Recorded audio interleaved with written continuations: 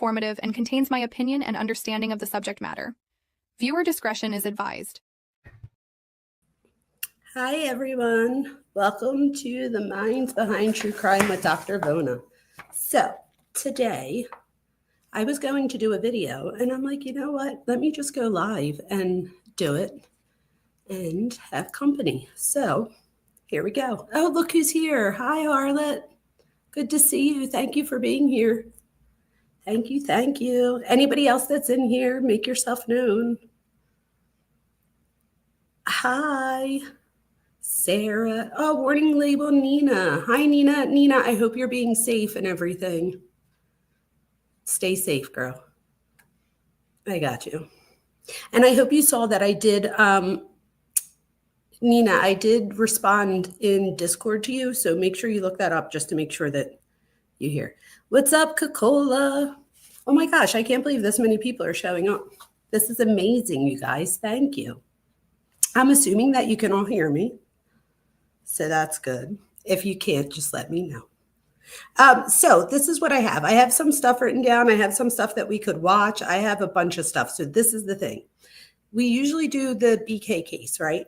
So I'm like, we need to start getting into something else. But I'd like to get into a bunch of things, not just one or two cases. So when I was surfing YouTube and I came across this Mackenzie chick, just being somebody that I have a specialization in marriage and family therapy. Hi, Tony. And this was why I was like, I need to do this. So I want to touch upon this case, you guys. And you'll learn stuff about marriage and or family therapy more than marriage therapy in this case. But you're going to hear a lot about different family dynamics. So everything from, well, we're going to see a lot in, maybe you will see some marriage stuff because we're going to see stuff in the mom and dad's relationship, but also in Mackenzie and her mom's relationship. I can't even tell you how much of a red flag. As soon as I started listening to these jail calls, I don't know if anybody else has heard them. We're going to listen to some stuff. I actually have, I have access to all, like not all, but I have access to like over 30 different files on this case because of Plunder True Crime. So thank you, Plunder True Crime. And I subscribe to her and you can get all kinds of stuff. She FOIAs everything. So this is what I wrote to start. I put, hi, everyone. Welcome to The Mind Behind True Crime. I'm Dr. Vona, and tonight we're taking an informed, compassionate look at one of the most emotionally charged cases in recent memory, Mackenzie Shrilla. I did not realize how many people were into this case. As always, we're here to analyze, not to sensationalize. So that's a big one. Let me say that again. We're here to analyze, not sensationalize. This space is about looking deeper into human behavior, emotional dynamics, and the systems that shape crime and punishment. So we're going to see here, in my opinion, and just let me put this out there. This is all my opinion. Okay. Oh, look, Marilyn's here. Hi, Marilyn. This is all my opinion. Tony, I think I said hi, but just in case. Hi, Tony. All my opinion, but having a background in marriage and family therapy, actually specialization in marriage and family therapy, I did many courses just dealing with family therapy and stuff like that. So I think I'm coming from this from definitely from an expert point of view. You guys, when I saw this, I was like, what the actual Stephen Stearns and his mom is going on? Like this, like puts them two, this makes them two look normal. Okay. So in the case overview, just in case some people are like, who is this girl and what are we talking about? Let me just give you a brief case overview. I feel like we're a couple of minutes in. We're about 5 minutes in almost. So hopefully people, come in. If not, no big deal. I want to do this for people that are interested. So in July 2022, a 17-year-old Mackenzie Shrilla drove her car at over 100 miles an hour into a building in Strongville, Ohio, killing her boyfriend, Dominic Russo, and their friend, Davian Flanagan. Authorities determined that it was not an accident. In August 2023, she was convicted of multiple counts of murder and sentenced to 15 years to life. So I first see this and I'm like, wow, a 17-year-old? Like she's like 19 now, I believe it is. But at the time she was 17 or 18. I have a 17-year-old that drives. And so my initial reaction was, oh my gosh, she got murdered for this? Like not even vehicular homicide? Like what's happening? So that was my initial reaction until I looked further into it. So she's since appealed the conviction, arguing that neurological factors such as blacking out or memory loss may have played a role. We're going to explore not just the legal basis, but what this case tells us about teen psychology, intent, and how society responds when young people commit irreversible acts. This is going to be one of the key things here, you guys. It's going to be the fact that she was a teenager. We're dealing with the teenage brain here. So the front part of our brain right here is called the prefrontal cortex. And if you guys know this already, I just want to repeat it for people that might be in here that are like, huh? So until you're about 24, 25, this front part of your brain continues to grow. Other parts of your brain, like the amygdala, where we house our emotion, that part starts to develop into its adult form. However, our prefrontal cortex still isn't developed. So we might do things like want to have S and then afterwards be like, oh crap, we didn't use a condom type thing. Like that's why we see that happen with young people. Or, maybe somebody revs their engine to race and you're in front of like a cop district, and the teenage brain would rev their engine back and maybe race in that moment, not thinking about the fact that they're probably going to get a ticket in a minute when the cop sees them, right? So our teenage brain, and again, this is no excuses for her. There is no excuses for this. I think that Sarah. Oh wait, Sarah says that she wrote a complete psychological autopsy of the crime and posted it. Sarah, my friend, will you just send it to me? Sarah never used a condom, you guys. I'm not even going to go there, Sarah. Anyway, you just made me laugh so hard. I can't stand you. Okay, so thank you, Sarah. I appreciate you so much. Thank you for supporting my channel and my vision. So my mission here, you guys, is to always give you psychology, true crime, but do it ethically and morally, especially now that I'm about to start my semester again coming up soon. I have all of those. I had to take all of my OSHA trainings and stuff, my FERPA training. We talk about that in the Bryan Kohberger case and all of those things. So you guys have heard those terms before. We have to do like so many hours of training every semester. And let's be honest, put it in the comments. You all know that you're not supposed to have sex with your college student, right? Why do I have to take a training on it every semester? I'm like, or every year, really. It's just for different colleges and universities. So I guess that makes sense. But to me, it's like every 6 months I have to take these and be like, yeah, I know. Like, I'm like, really? But I guess they have to do that for legal reasons so that they could say that you took training saying that you should. I don't know. But I'm like, this is bananas to me. And you have to remember, I was a professor at 25 years old. So for a while, I was the age of my students. So I get how that must be confusing when you teach college or university at a young age. Well, it is confusing. I'm just telling you, it's confusing. So I'd have students that would get close and they're like, we're going to the bar and stuff. Vona, you should come with us. Even after the semester, they were like, you're not our teacher anymore. Just come. And I couldn't. Even though I was their age, I couldn't do it. There is a clear power dynamic. I hold their grade for one of their college courses, right? So think about even Kohberger, who goes on to get his master's and then starts his doctorate degree. All of that matters, okay? So over here we have Marilyn says, I knew a teenage girl who deliberately plowed into a car, killing a young mother and her son and unborn baby. I knew the mother and son. It was devastating. I think the girl was found guilty of murder. Wow. Thank you for sharing that, Marilyn. I also have a little bit of experience here with a friend that I grew up with was using, and she hit a little kid and then left the scene. She's not like one of my close friends, and she's no longer here. God rest her soul. But I was, around for that and was like, what the heck? They eventually obviously figured out it was her. I believe her parents might have, either made her call it in or whatever, but the parents were like, look, we know this is you. You got to do something about this. So then we have, so Marilyn then says her reason was her boyfriend broke up with her. She called him to tell him she was doing it. So this is what we're going to see, Marilyn. This is not uncommon. So I have another friend who also is no longer here anymore. Isn't that not a coincidence, but isn't that ironic, right? So these two friends or people that I grew up with that I see in this case are no longer with us. And both have a lot to do with drug use. And so we're going to see with Mackenzie as well. It's not, maybe on a scale that this might be, but you'll see. Hi, Truth. Truth is here. So wait, what did I miss? Let me see. Watching the surveillance. Oh, harlot. Watching the surveillance of her flying down the road. I'm going to show it in 1 second.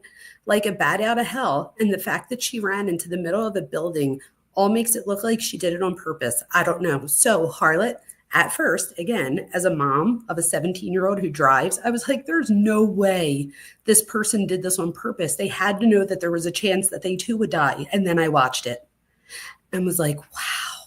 And then I started looking into her social media and stuff. And again, anything that my kids do on social media, I've talked about this before, right? So my kids know that someday, if they go to college or they try to get a job, that their employer or the college or university could very well Google them and look up their social media. So they constantly have me in their head, like, don't do it. Don't, like, if you can't, I say that, like, if you can't put it on your social media, then you shouldn't be doing it. That's like a good way to, think about, should I be posting or doing this or not? If I can't post this because I'd be afraid that somebody would see it, then maybe I shouldn't be doing it, right? So my kids have that from me, but in a situation where Mackenzie has very little accountability in her life, I wonder how many people do we know whose kids are in a similar situation and maybe just aren't accused of murder or something because they happen not to go that far. The other person I'm telling you about that I know of, this reminds me of her so much, and we grew up together. So, we got watched together, stuff like that. So I was around this person all the time, and I would watch her be one way with us, and then her mom would come and she would be a totally different way. And then we got older and she got a boyfriend and she would do these same things. If you break up with me, I'm going to end my own life, stuff like that.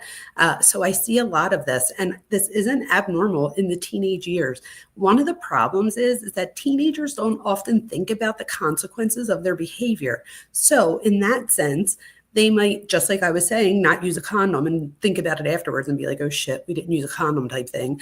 But they're not always thinking about 3 steps ahead. So where one of us might be like, you know what, I really want to tell Sarah to go F herself. I'm not gonna, because I like Sarah and I'm just having a bad day. Sarah, I'm just kidding. I'm just using you as an example. But do you guys see my point? So wait till you guys see this. So I'm going to put on, Harlot real quick says, you think she'd be too afraid of hurting or killing herself? This is the thing, Harlot. This is the part. Yes, Harlot. So this is the part that I find interesting too, is that I see that, like, in my opinion, she doesn't care. In that moment, she makes a decision, almost like if I can't have you, nobody can type thing. From what we heard, I have an audio of his brother talking to the police, and his brothers tell the police, or his brother tells the police that that she very much has threatened to do this before. And apparently she even threatened the boyfriend and said something along the lines of, like, you better watch, I'll crash this car like right now type thing. So much so that he even called his brother to have him pick him up. Freudian death drive. There's a lot of Freud in this one, Sarah. Sarah, thank you so much. I don't even know how to articulate my appreciation. Let me show you real quick this video. Okay, you guys, wait till you see this. So this right here is going to be the video of the crash. So the video here is only a few minutes long. Let me make it bigger. A few seconds long. It's like 16 seconds. I want you to take note, okay? So she's going to go around the corner. This is her right here. There's a video surveillance on one of the buildings over here that catches her. All right, this is a trigger warning. If for some reason you think that this is going to upset you, maybe, come back in like 30 seconds. This really is a trigger warning, you guys. Okay, so here she goes. I wish I had the one with the audio. Where's the audio? Oh, no, it is. There's no audio there. But I don't know if you guys saw that. I'm going to show you again. Ready? So she comes down the street. Look, see her there? She's doing 100 miles an hour. She crashes right here. I'll play it one more time. But she crashes right. Oh, there we go. She crashes right here. So look at for this right here. This is a sign. She goes 100 miles an hour. So about over here is where she turns the corner. She then slams on the gas. When they found her, well, when they found the crash after, her foot was still on the gas pedal all the way down. So at no point does she ever try to take her foot off the gas. She doesn't try to step on the brake, nothing. They do say at the last minute, like very last minute, she swerves right and then left. The only thing I could think that would be is that as she's coming over here to approach the sign, maybe, her instinct was to go away real quick, but then she pulls right back and smashes into that wall. So let me show you. Well, let me just show you here we go. Ready? See, she hits that sign and then hits the wall. Oh, I just realized, you guys, she hit that sign on the outer part of the sign right here. On the outer edge. So maybe by making that quick jerk to the right, it was her way of instinctively stopping. So let's see. I can't wait to read Sarah's profile. Whoops, I didn't go back far enough. So there she goes. She hits the sign, and then right there is the crash.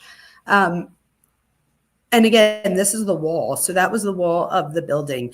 I wonder if there's one, you guys, if you hear I don't know if they'll show it here. This was a clear summer morning in July. It was not raining. The roads were dry. Let's look at this. The car looks like it's exploded. The police didn't think that anybody could have survived this. It's the worst I've ever seen. The starting assumption was that this was teenagers probably partying on a Saturday night, driving too fast, acting recklessly, acting out of control. I was assuming, I don't know, that she could have been drinking. They were young. So that's how they found her foot. It was literally on the gas pedal. Thought maybe she was just going fast or something and lost control. Another consideration was, did Mackenzie suffer some sort of medical condition at the last minute that prevented her from slamming on the brakes or seeing what was going on? But police found that there was nothing in her medical history or anything that was found when she was in the hospital. Mackenzie. So just so you guys know, at first, when they pull up, they think that all three of them are passed away. But then they realize that one of them sees Mackenzie's stomach go up and down. So they know that she's breathing, but she was not conscious. She does regain consciousness on site. They don't see the crash until around 6:30 in the morning. They think it happened around 5. So they were there for a while. And unfortunately, the one loses his life right on impact. The other one they thought lost his life on impact, all to find out that he was still breathing when they got there. So that is just so sad. His blood was submitted for toxicology results, and there was no alcohol in her blood. The only thing that was in her blood was THC, consistent with smoking marijuana. And they're thinking, she's high. This has got to be the most likely cause of this crash. But a review of surveillance footage from the night of the accident reveals something far more disturbing. There was a camera on a local business that was pointed almost directly at the intersection of Progress. I hope they show us or let us hear What it. you see at 5:34 in the morning is the Toyota driven by Mackenzie slowly approaching a right-hand turn. The turn signal is on. She's applying the brakes, and it's a very slow and controlled and deliberate right-hand turn. I'm stopping it there for 1 second just so that I don't get any backlash from YouTube or whatever. I know this is for education purposes, so hopefully it'll be fine.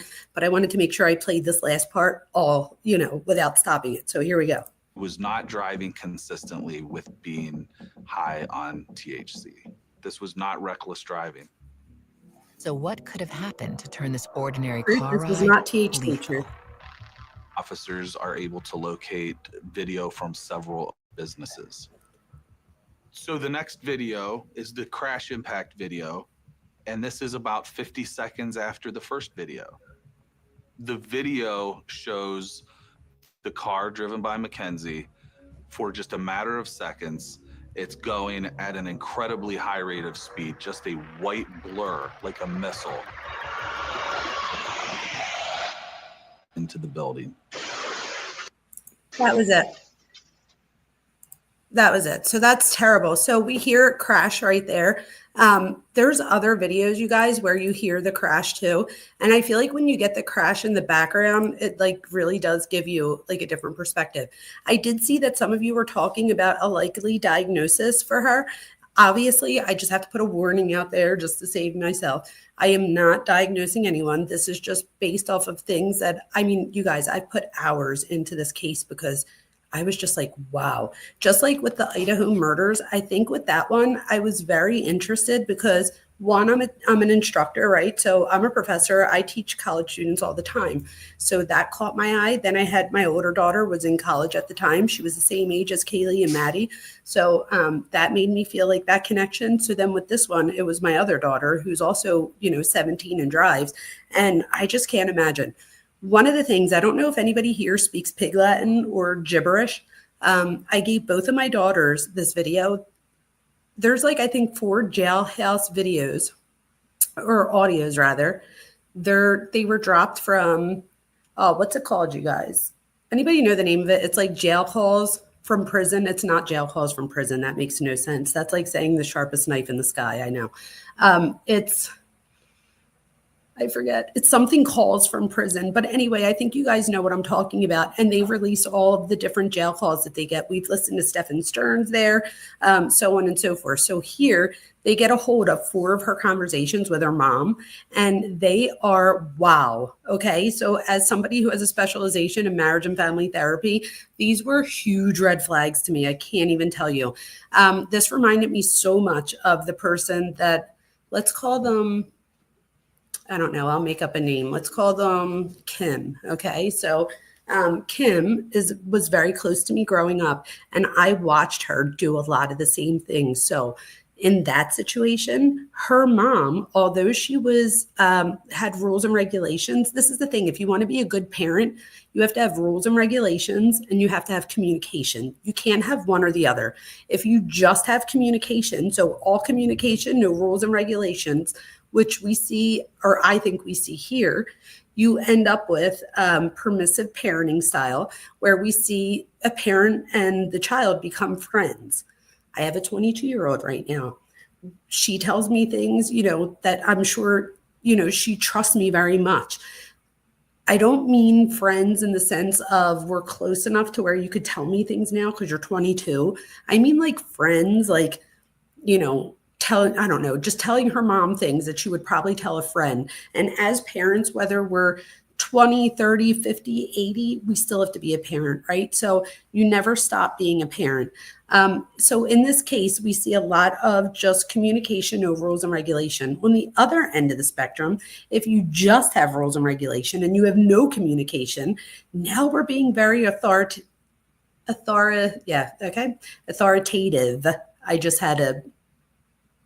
I don't even know the word. I just had where I couldn't say it. Anyway, authoritative. I tell people if you have to remember which one's which, there's authoritative and authoritarian. I tell my students, if you put 2 dots on the V of authoritative at the end, authoritative is what you want to be.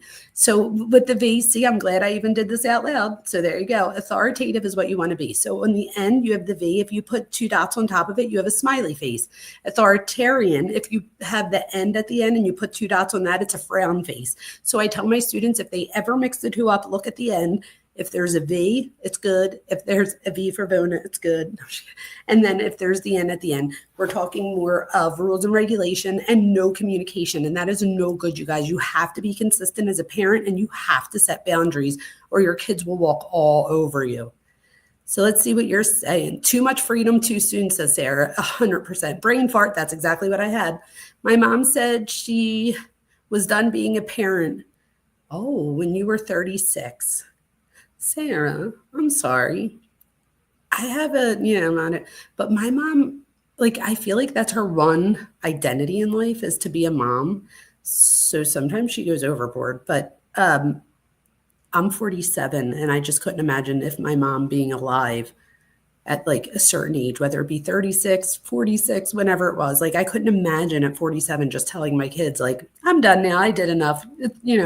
Now, in that same sense, I also wouldn't set them up for failure in the sense of where I tell them all the time that like, oh no, like wait till you hear Mackenzie's mom. She's like, you didn't do nothing wrong, Mackenzie. You didn't do nothing wrong. I'm like, huh?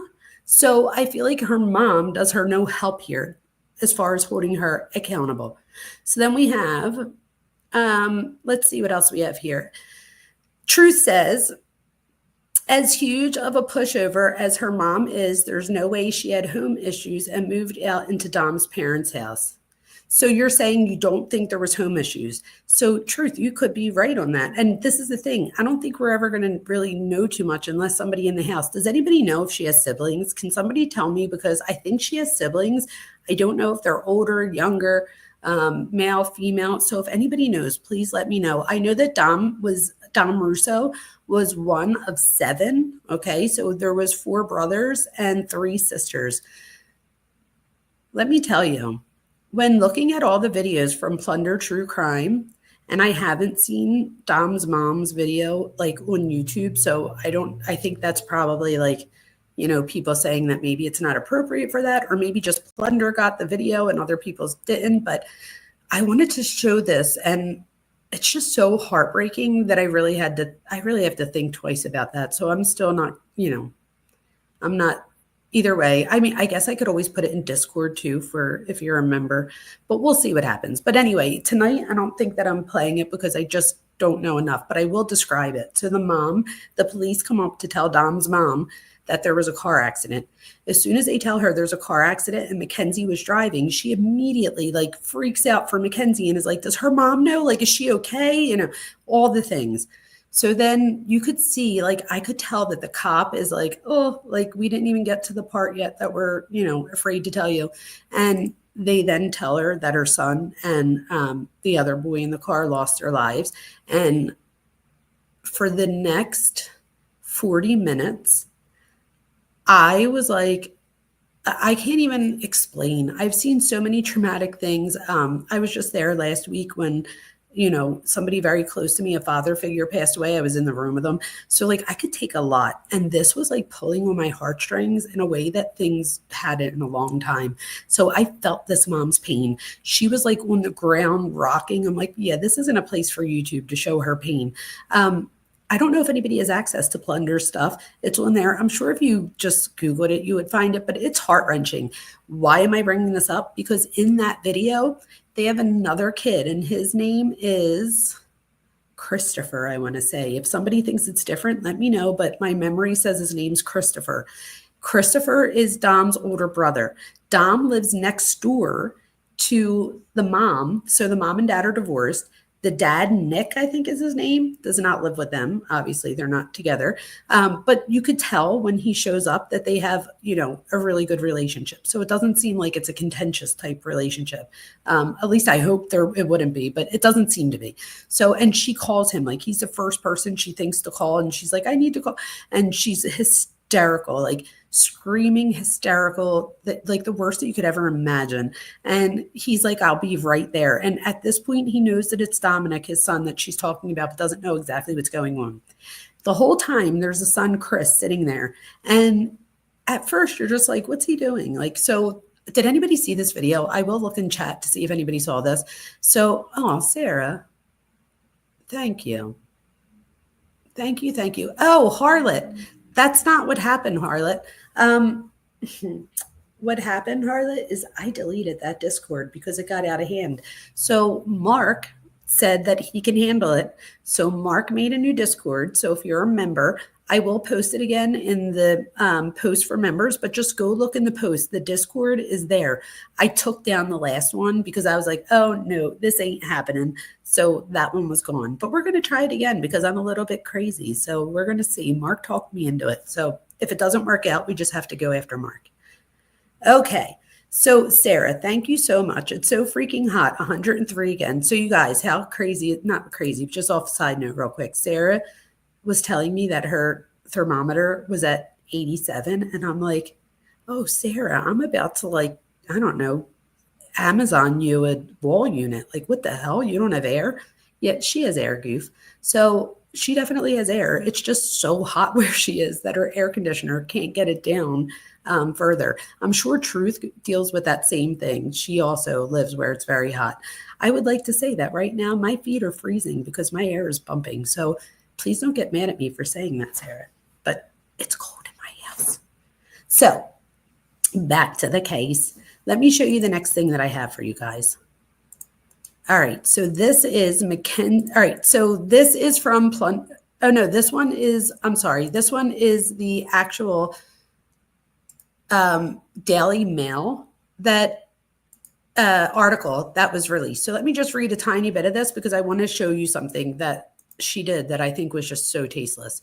So, and again, like, where's her mother telling her, like, what are you doing? Take that down. Like, the mom, even during the sentencing, like, says to the judge, this was another thing. She opted in for a judge trial instead of a jury trial, which likely played against her. But the mom goes on and, oh, I'll have to show you that another time. But the mom goes on and talks and says, don't blame her for going out on Halloween. Me and her dad, wanted her to go. Anyway, back to real quick, the Russos. I can't believe I just jumped around. I apologize. There's so much to the story that I'm just like, oh my God. So real quick about Chris, this brother of Dominic, he's sitting at the table. He gets up to get a drink, puts up the freezer and takes out like frozen blueberries and then puts it back in, then goes in the refrigerator and then takes out like juice, puts it in its cup and then puts a little bit of alcohol, which, he just found out his brother died, like, let him do what's happening. So it wasn't like, you're just like,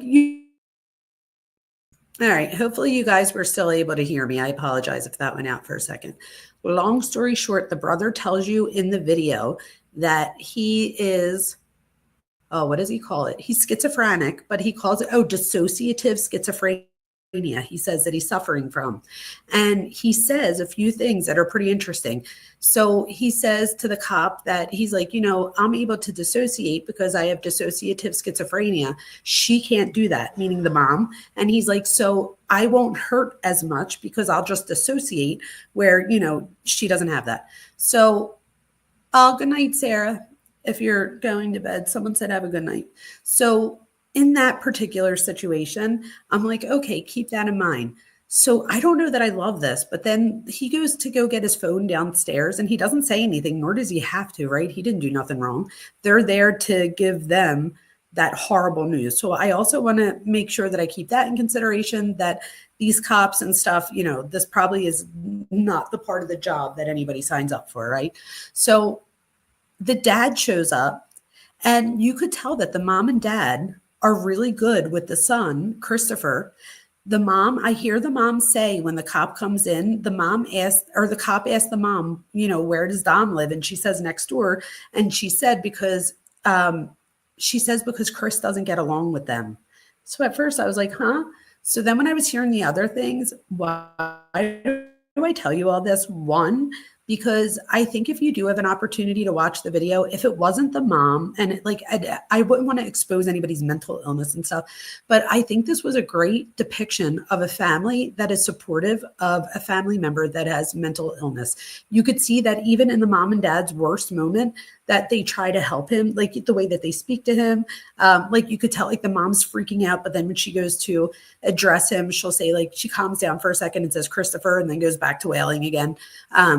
Which is, expected. And at one point, it's so sad.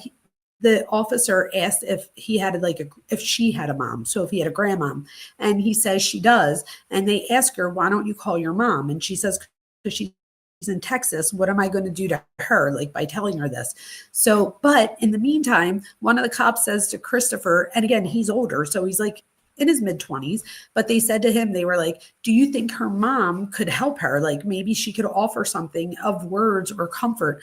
So it was so cute. He was like, Mom, why don't you call your mom? Maybe she could help you. I was like, oh, but the other part of telling you this is because when you hear Mackenzie in some of these jailhouse calls, she not only makes fun of other people, but she is at one point in a psych unit and she's making fun of one of her cellmates in the psych unit right in front of her. So not that it's okay to do it behind someone's back, but this woman is in front of her and she keeps saying, ma'am, because she wants to get the attention of the staff.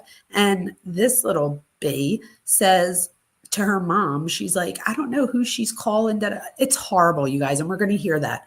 But for real quick, let's look real quick at this. I want to show you the Halloween costumes. So these are stunning Halloween costumes of a remorseless teenager who dressed up as a corpse 3 months after murdering her boyfriend and his innocent friend in a deliberate 100-mile-an-hour Hell on Wheels crash. The Hell on Wheels part is what the judge said. So the judge called her Hell on Wheels. So on July 31st, 2022, Mackenzie, then 17, drove into the side of a building in Strongville, Ohio at 100 miles an hour. Her boyfriend, Dominic Russo, was in the car as was his friend, Davion Flanagan. The two boys were killed instantly. However, I don't know that that's true because I watched the actual body cam videos and they get a pulse on Davion. She barely survived. It was a twisted attempt to end the tumultuous relationship she had with Dominic. So this is the thing. How would I, disagree with this a little bit? I don't know that it was necessarily an attempt to end the relationship more so than it was an attempt to memorialize that relationship. So if she died with him, they would forever be tied together.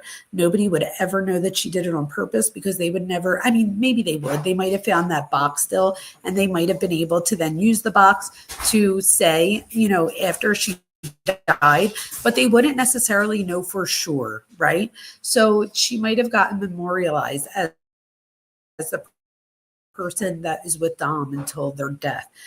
So I think that's more likely in this situation than her just, trying to kill her boyfriend type thing. Okay.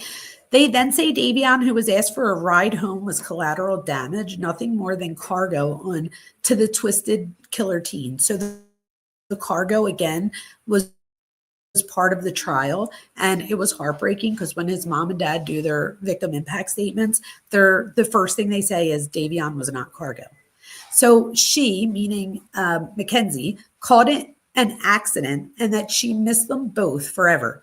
But by October 31st, so Halloween, just 12 weeks later, Mackenzie, newly 18 and fully recovered from her injuries, was ready to party.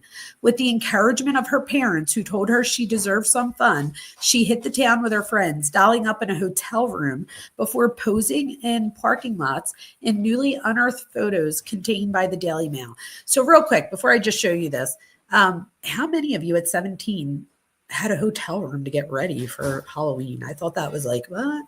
So her choice of costume stunned her victim's parents. So let me zoom out a little bit so you can see this. You guys, look at that. That's horrifying.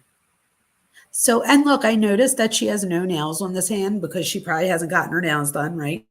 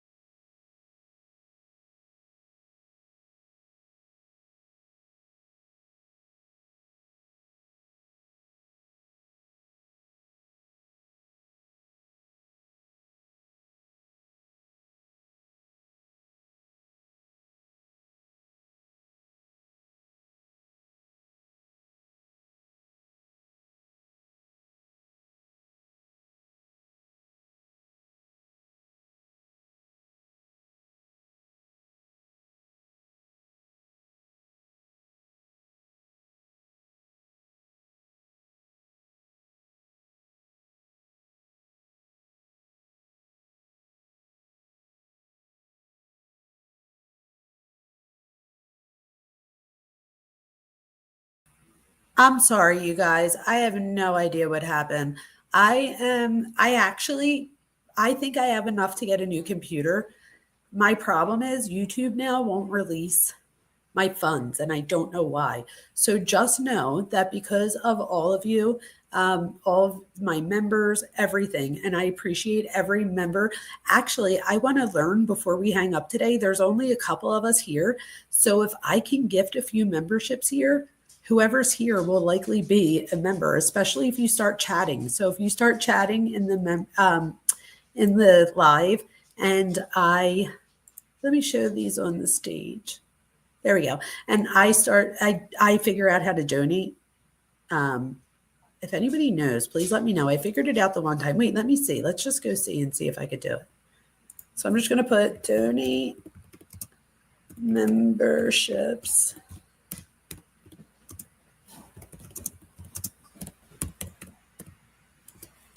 All right, let's see what it says. But I've been like wanting to do this. All right, it says, I am part of the YouTube Partner Program. Start a live stream or schedule a premiere. So we're in a live stream. In the live chat, click the money icon, select membership gifting. Okay, let's try it, you guys. Oh, I think I know why. I think I have to go over to YouTube. Hold on. I'm in StreamYard. So I'm going over to YouTube. I'm going to go to my live right now. Let me make sure that I mute it.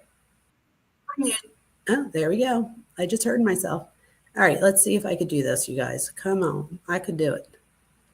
All right, so I'm over here. It said go to the money, membership gifting.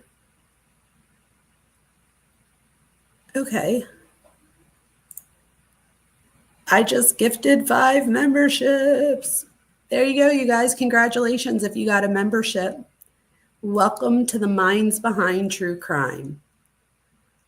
Let's see who got the memberships. So there we go. I gifted 5 memberships. Oh, Sirius. Where's Sirius? Oh, hi, Summer. Justice. Oh, tell me it didn't give you one, Harlot. Harlot, write a comment so we could see if you're green. I'm trying to get you one over here, Harlot.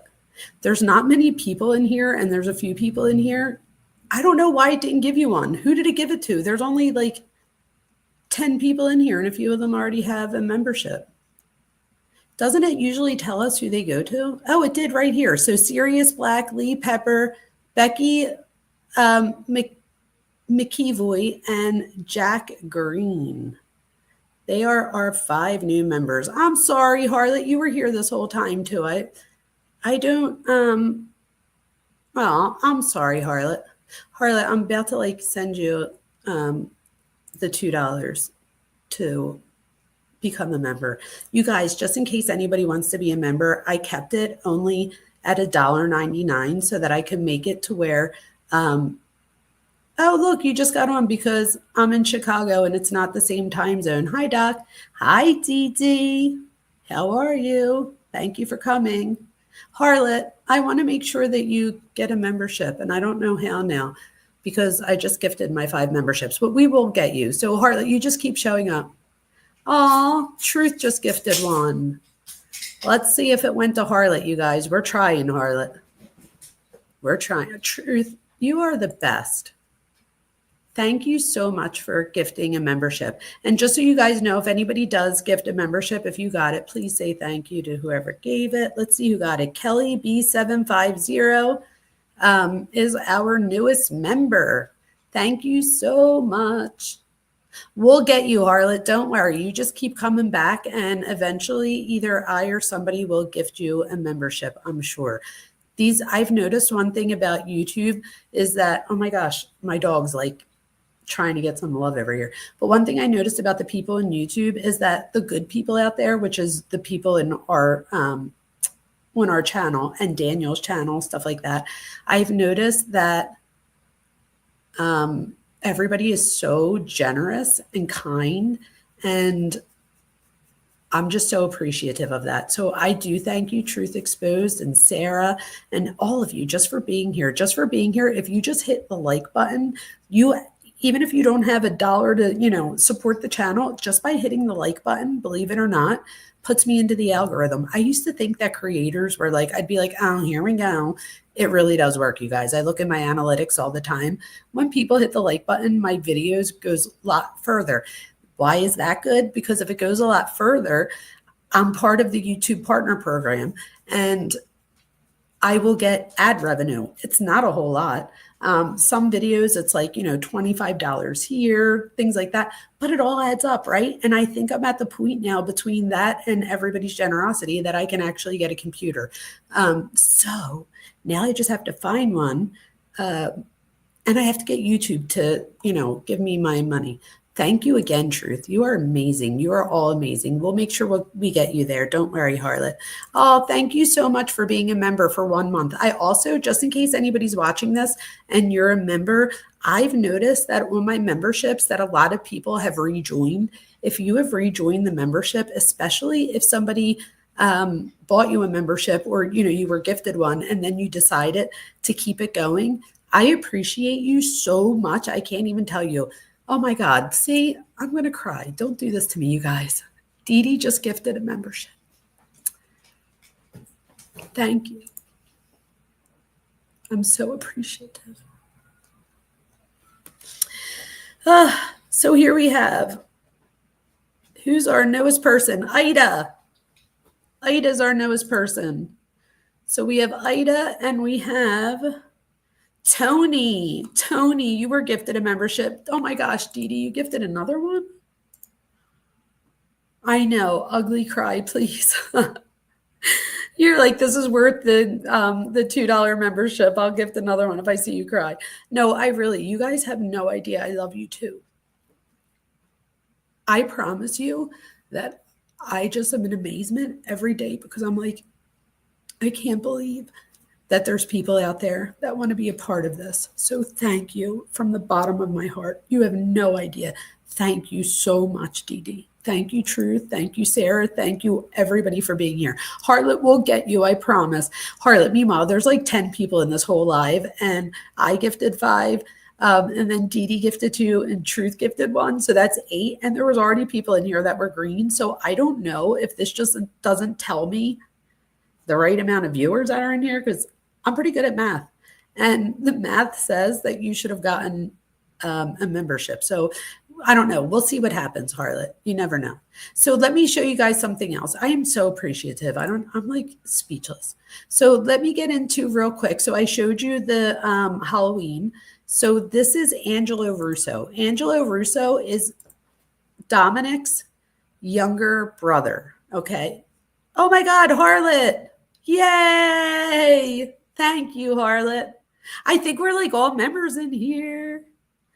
Oh, Dee Dee says, I've had such a shitty day, and when I saw that you were going live, it was a game changer. See, I can't even. Thank you. I have to breathe. I'm so appreciative. And then we have Truth over here says, the mind behind True Crime logo, it will give a membership to anyone who has sub. It doesn't matter if they're in chat or not. I didn't know that. Did you guys know that? I didn't know that. Oh, yeah. So I knew that YouTube did weird gift assignments, but I thought that it went to people that were in the chat. I didn't realize that it just goes to any of your subs. Wow. Thank you, Harlot. I think we're like all members in here. And if you guys are all members, just so you know, please go to the post. So after we're done, wait till we're done so you could stay here with us. But when we're done, go to YouTube, go to the post. I find that I do a lot of like more member stuff as far as like I'll do a live here and there. But the last live I have to edit because I accidentally gave out a member's phone number. There's a reason. And it was a horrible mistake, y'all. But I think I solved it. So long story short, we were trying to get like a phone working type thing so that we could do call-in show. And I think I figured it out. However, in doing it, there was like 2 phone numbers there. And I asked for someone to call in, but I didn't realize that when I gave people the number to call in, that I gave their number because I already asked them to help me hours before. Oh, it was a big mess. I was like, oh my God, don't call that number. So anyway, I put that as unlisted so that I could go back and cut that part out so that we don't give out any members' numbers. Thank God she happened to be on the live, so I was able to apologize in real time. I was texting her on the side. I'm like, I'm so sorry. It was a mess. I wonder, we should have somebody call in to see. All right, I'm sorry to laugh, but I'd for sure do that shit. No, I was like laughing and crying at the same time. I was like, oh my God. I once sent my yoga student a compromising picture. Oh, stop it.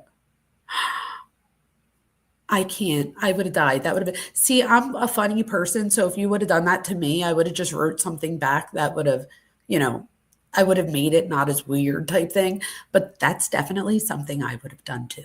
So, okay, so real quick, this is not real quick, but this is the brother of Dominic Russo. This is Angelo Russo. He's just a few years younger than Dominic, okay? They were close. Oh, Mark. Hi, Mark. Your shorts have helped me a lot. Thank you. Oh, you guys, you're just being so kind. I don't even know how to respond. I am so appreciative. Thank you.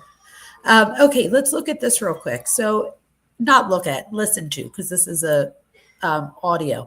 So here, let me just preface it. The cops are talking to the brother and the mom's there too in the background. And I did not realize that the mom was in the background until the last time I listened to it. And then I want to let you guys hear one of the jail calls so that I could show you what I mean by her and her mom. Maybe I should do that one. No, we'll do this one first. Okay, let me just hit play. Girls there.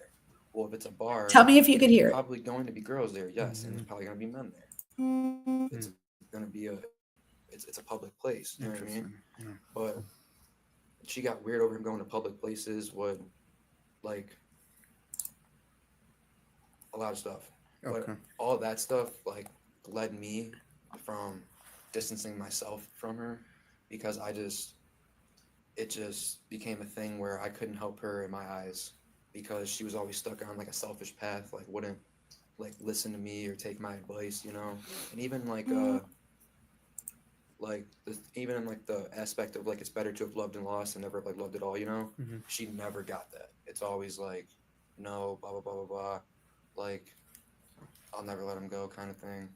Okay, that was one of my first big red flags right there. So he talks about, we've all heard that, like when your friend is going through a breakup and stuff and you want to make them feel better, you're like, it's better to have loved and lost than never to have loved at all. And you start doing all the things like if they're meant, you let them go and they'll come back. We all heard them, right? All the things. Well, apparently when he says this to her, the brother says this to Mackenzie, she's like, no. That was the first red flag. So if you break up with someone, you guys, and they tell you that they're going to take their own life, or there were times where, if you love something, set it free. But there are all the things that we hear, right? So the brother's trying to share this with her, and she does not like that. She's like, absolutely not. So let's see what else he says here. Gotcha. So let's go back to the crazy part. You mentioned that anytime Dom would kind of want to break up with her, she kind of would go crazy. Describe crazy. Like what kind of crazy? Like there is times where she called Dom and said, if you break up with me, I'm going to kill myself. Word for word. And then Dom, he was a very, very selfless person. And he did obviously they were together for a long time and they built like a relationship and they cared for each other deeply. You see what I'm saying?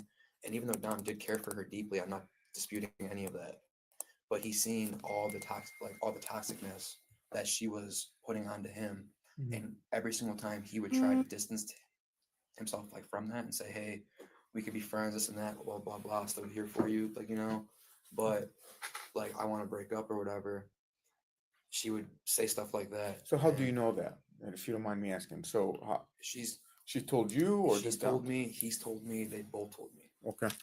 This is her not recently, because like I said, we haven't been close in a long time. But I mean,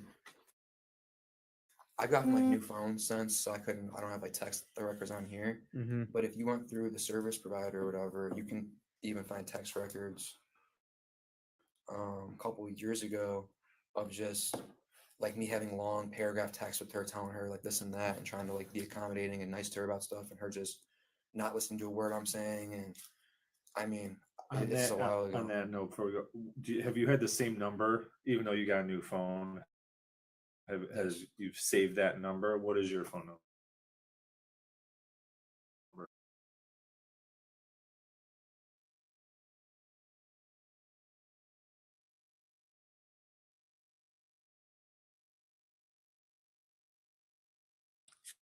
So when was the last time she kind of expressed that to you about wanting to kill herself if Dom left her? It's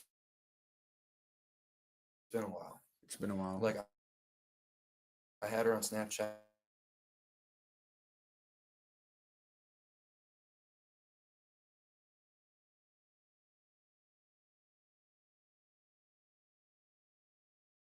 I mean, pretty much I'd seen her at Dom's house like every night almost, you know. Even like at times when like me and him, because you know Dom like making music and stuff. Mhm. So every times like me, him, and his buddy Blair, we all like sing together and stuff like that. We'd be in this room with the mic and all that, making music, Mhm. and she's just sleeping on the couch by herself. Like it's like I don't know if that's like I never really asked Dom like is she living here or anything, but she's definitely at his house way more than her own, even at night times and stuff like that. Do you know if she has any property at the house? Clothes, makeup, stuff like that? Oh yes, for sure. Okay. Yeah. Still all there. Yeah, I mean, obviously, I never went through touched that. anything. I haven't Yeah. been able to. Yeah. I did at one point want to gather her stuff up and I just couldn't do. I haven't been in there since I got as close to the funeral. I just mentally and emotionally can't do it. So Has anyone else had access to the house? That's the mom. Just me. Just you two. Okay. I haven't been there in the like a month keys. either, honestly. Okay. It's been hard for me, honestly, too. Yeah. But Has her attorney reached out to you about the? Because they have reached out to me, and I said we're not getting involved in this. Oh, to try to go over there? Yeah, because they wanted her driver's license, and we said first her dad reached out to us a couple of times, and I said, at best, you can come request an escort. We'll call Miss Russo. If she says yes, we could arrange it. If she says no, we're done. And then last time when he was kind of getting under my skin, I said, no, we're not getting involved in this. And so he had his lawyer call me, and it was the old lawyer from Columbus. And I told him the exact same thing. I said, this is not a criminal matter. We're not getting in the middle of this civil stuff. Right now, emotions are high. The Russos are grieving. This is not the right time to get her driver's license. Yeah, I mean, it's just, so I know her DL is still in Dom's house. Well, if it's that, But why would anybody even say anything to me? And Yeah. let me tell you that So- son of a bitch father of hers. Oh, they said that rotten mother of hers. So here, well, let me rewind that 15 seconds so you can hear her say it. But what they're doing is they're asking the mom if it's okay to locate her ID at Dom's house next door. This is not the right time to get her driver's license. Yeah, I mean, it's just, so I know her DL is still in Dom's house. well, if it's that, But why would anybody even say anything to me? And let me tell you that rotten son of a bitch father of hers never said a freaking Father, word. not I mother. bumped into them at the cemetery. Of course, my place I have to bump into him. And that bastard never even said hello. How are you? I'm sorry. Nothing. Nothing. Radio silence. That's rotten. Not a word. If it came to it, would you have a problem with us coming over and just taking some pictures of her things in there? Or if you want to take or fresh you pictures, take them, just get them if to you us. or if you're okay to go in there To I show know her I would- living there. Yeah, we really want to show Makeup, what clothes does she have, like a jacket, or does she have like underwear and stuff where it shows establishes toothbrush, residence? makeup, right? She had clothes at my house, which remember I always maintained the room for Dom. His own Right. room, it's still there. But she had clothes at my house. I would be washing clothes and I was washing her clothes. I can say that. And that was before he even moved next door, which we kind of just considered it all our big house Mhm. because he just could not sleep in the same house with Christopher. They just had a conflict and Right. it just Right. stressed him out too much. So Well, and it's kind of nice. Remember, Christopher is the brother that has mental illness that's a little bit older. And again, I wonder if Mackenzie ever like made fun of him to his face and if that was an issue, because you have to hear her do it in the jail call. It's unbelievable. That it was right next door and he could just stay there. And right, and come over for breakfast and dinner and the whole bit. And, We just want to establish that residence piece. We Oh, want to yeah, well, we I want know to in- show that it's proceeding to crash. multiple places, so you know. So there's, I remember seeing shoes in the living room.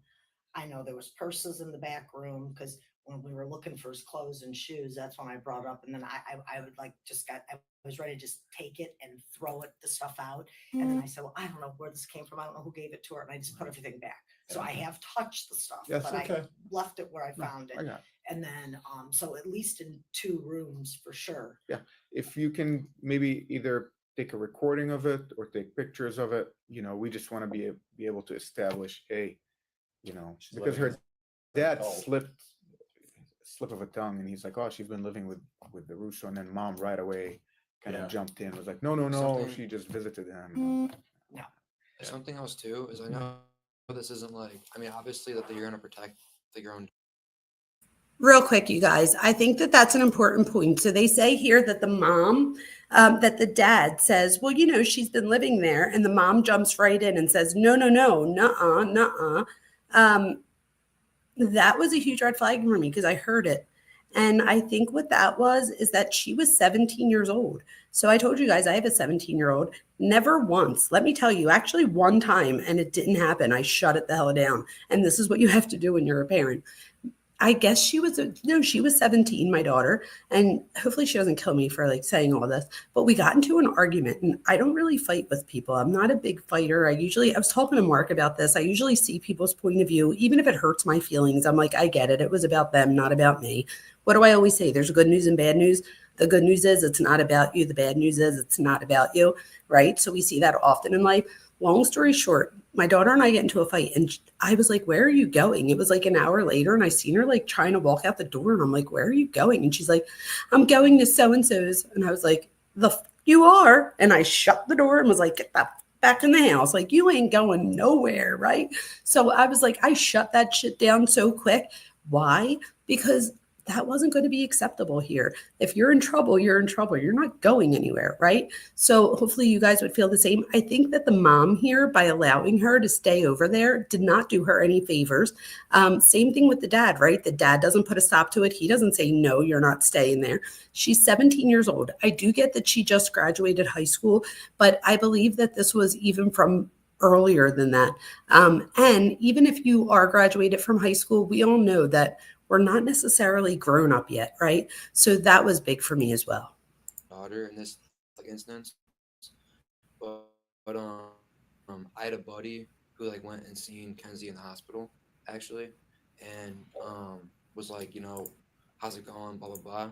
And then as soon as something did come up about the crash, her mom shut it down and said oh, we can't speak of any of that because of legality matters. There was a point in time where I was texting her mom directly about her daughter's problems, about Kenzie's problems, saying this and that. I remember at the time her parents were trying to give her antidepressants, okay? And she was already getting antidepressants since I believe middle school. All right. And teenage girls, they have a lot of drama going on. And to me, to be honest, her drama didn't seem any more than a normal teenage girl that just might be a little high strung. Do you see what I'm saying? So she was on, I think it was Zoloft or Prozac, one of the two, I forget, for over a year. And well, she hasn't taken them in forever either.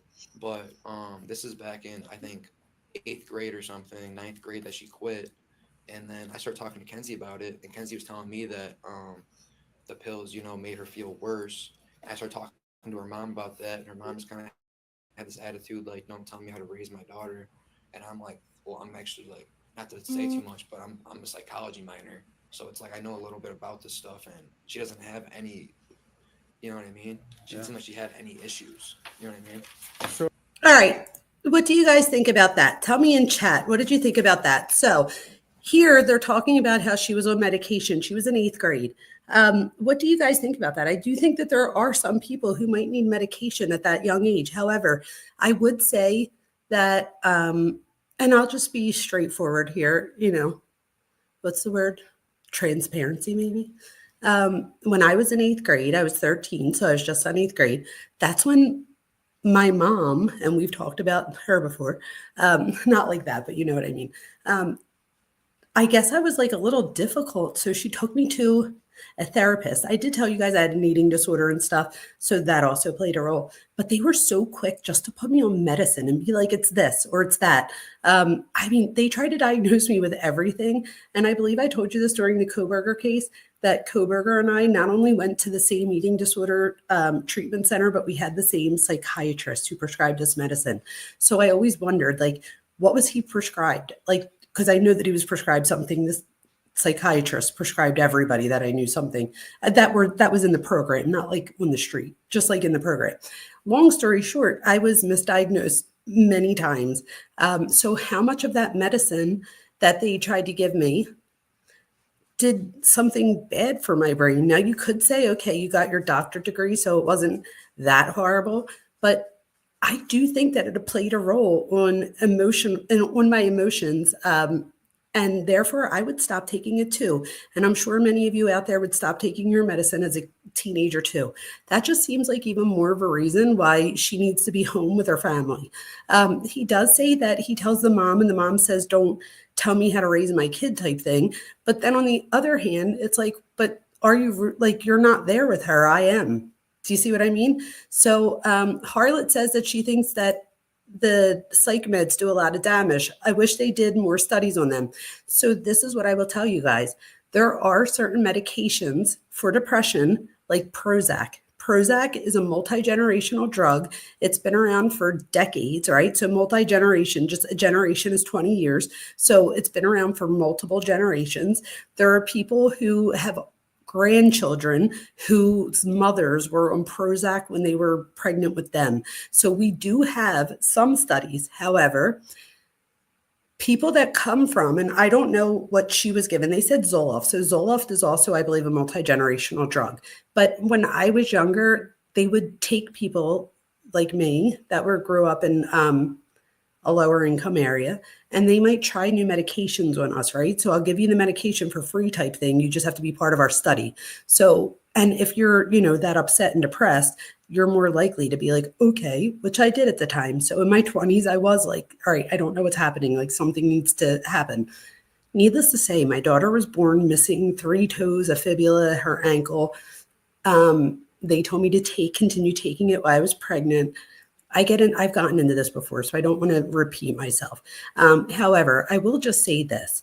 Don't be so quick to give your child medication. Don't be so quick, and if you do take medication, that's okay too. I think that that's okay. I take medication for ADHD. The difference is that now I'm getting treated for what I have, where before I was getting treated for things that I didn't have. And that's the one thing with medicine for psychology and psychological disorders is that we don't have. Now there are some tests that you could do, like blood tests that keep your levels so that the doctor knows that they're between 50 and 80 or numbers, stuff like that. Yes. However, you don't just go to a psychiatrist and get blood work and then you get your results back in 3 weeks that says, oh, you have depression. Like it doesn't work that way, right? So a lot of it is trial and error. I will say this, if you're on an antidepressant, oh my gosh, Dee Dee said the exact same thing at the same time. It's trial and error. I will say this, if you are depressed and you're on an antidepressant, stay on it.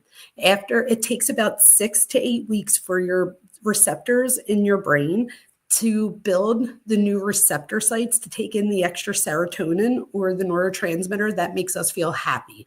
Okay. So an antidepressant is a selective serotonin reuptake inhibitor or an SSRI, and it helps boost that serotonin level so that you feel leveled again. You're not feeling depressed.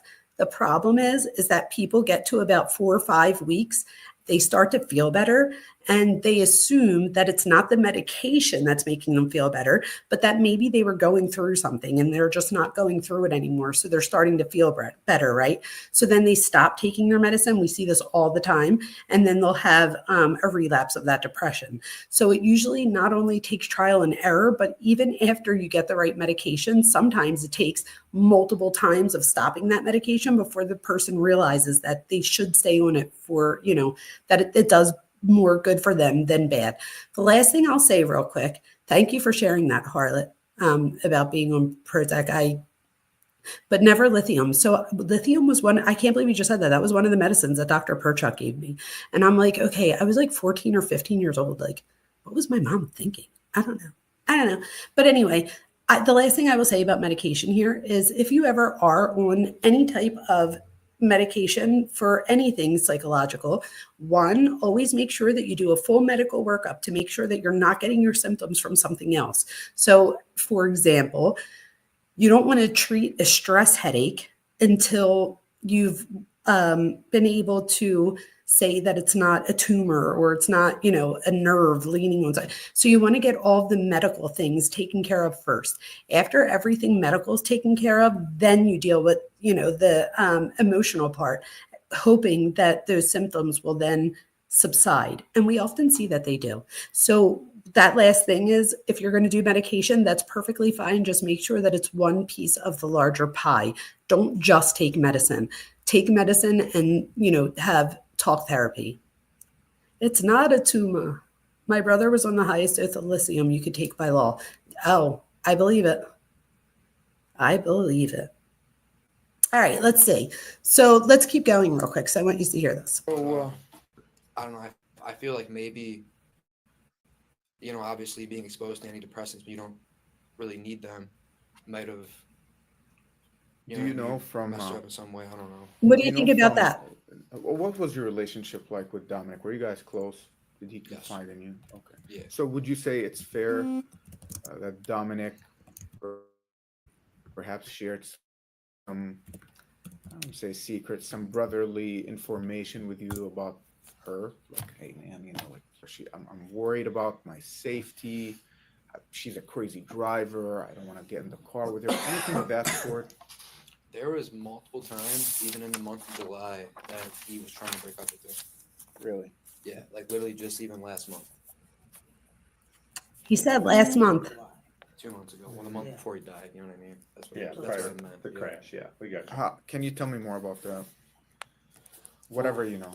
There was I know that you probably already spoken about this, but there was an instance literally the week or a couple of days before the crash that she was hitting him on the highway while driving on the highway, and he had to pull his car over on the side of the highway, not in a very safe part. Listen to this part. And have somebody else come pick them up and drive the car home because he was scared that she was going to make him crash. And that was just prior to the day before the actual crash where she was driving. Mm-hmm. That's different. That's than different than the highway one. on the Okay. highway. So that's a different highway one where Because under Dominic that one, she was- was driving, right? Right. And So she- under this one, he was driving. Yes, the highway thing before the crash, he was driving, she was hitting him. Okay. He's driving, she's hitting him. He has to pull over on the side of the highway to avoid any possible. And how do you know about whatever. this? What's your I- source of information? I was actually I was already on vacation, right? I'm pretty sure. I was out of town, or else he probably would have just called me. Okay. But I was in Florida, so he called up a family friend, and his name's Chris, and Frenchman? Yeah. They already know. Okay. Yeah. Yeah, because my text is to her. well, I'm I not go, gonna sit here and call him Hench. you Well, know? they already Yeah, know he's we calling. well, it's in the text. To Yeah. refer to Okay, him well then as Hench, he called Hench and said, "Hey, can you come pick me up?" And Hench came and picked him up, and then I heard about it. I don't know if he even really. I was still in Florida when he passed. Okay. And so he these didn't are really- two he didn't really different talk to me incidents, about it, right? But I talked to Hench about it. I talked to her about it, and that's one thing I didn't hear from him. But I wasn't in town. Okay. You know? But you heard it from Hench that. And he's alive and it gets personal knowledge of Okay. that. So he's picked him up twice. I didn't know about that one when we were. Right. We just knew about Twice. Yeah. Okay. So all right. Probably And have to and talk to Hench picked him up from both of in- those. Yes. Wait, Yeah, Hench we picked gotta- him up twice? Yeah, because Yeah. remember the time that when I was gonna it was that Sunday when it was raining, you were in town. I was in the garage. Had that testing the next day, and she was threatening to crash the car, kill them on the highway, and I had to have Hench go get them then, and then pouring down rain in my car. Is it the same situation? Am I just like mixing it up? Behind the wheel, and then the other time Dom was behind the wheel. We knew a lot about the one when she was behind the wheel. I don't think there's a whole lot that I've found yet in I'm her pretty sure. phone that talks about that one. I heard it from someone else, so it has me questioning if I have my story mixed up. But no, I'm pretty sure I was told that he was driving. And he was. That's okay. We'll clear it up with Hench. Yeah, we can double check Okay. with Hench. See here. He'll I don't talk want to. to us. I don't want to give Yeah, misinformation. no, that's fine. That's not a problem. So let's go back to the whole breakup scenario. So we've established that Dominic, and from your firsthand knowledge, Mackenzie would threaten to hurt herself and Dominic should he broken up with her. Yes. And now we know, Dominic mentioned it to you that he plans on breaking up with her. Did he tell you? I might even be able to look at some text right That's now. not my phone. I don't really know if he told me if it was on a phone call. But it's firsthand. He What I'm expressed it trying to to me multiple times. understand, and it's he told you directly, like, Angelo, can't do this shit. Honestly, anymore. like it's heartbreaking to me because like the day before I went to Florida, which is the last time I seen him, how he can't keep letting Kenzie like run his life, but not even an aspect like that. Like he said, like all right, for example, how I was saying how he can't go out with even me occasionally because she's upset about it and this and that. He said that she holds him back. And we were just talking about, like traveling. Like I was saying, like, hey, let's go on some vacations together, this and that. He was talking to me, like, just me and him, you know what I mean? Mhm. Let's go and let's go see some stuff.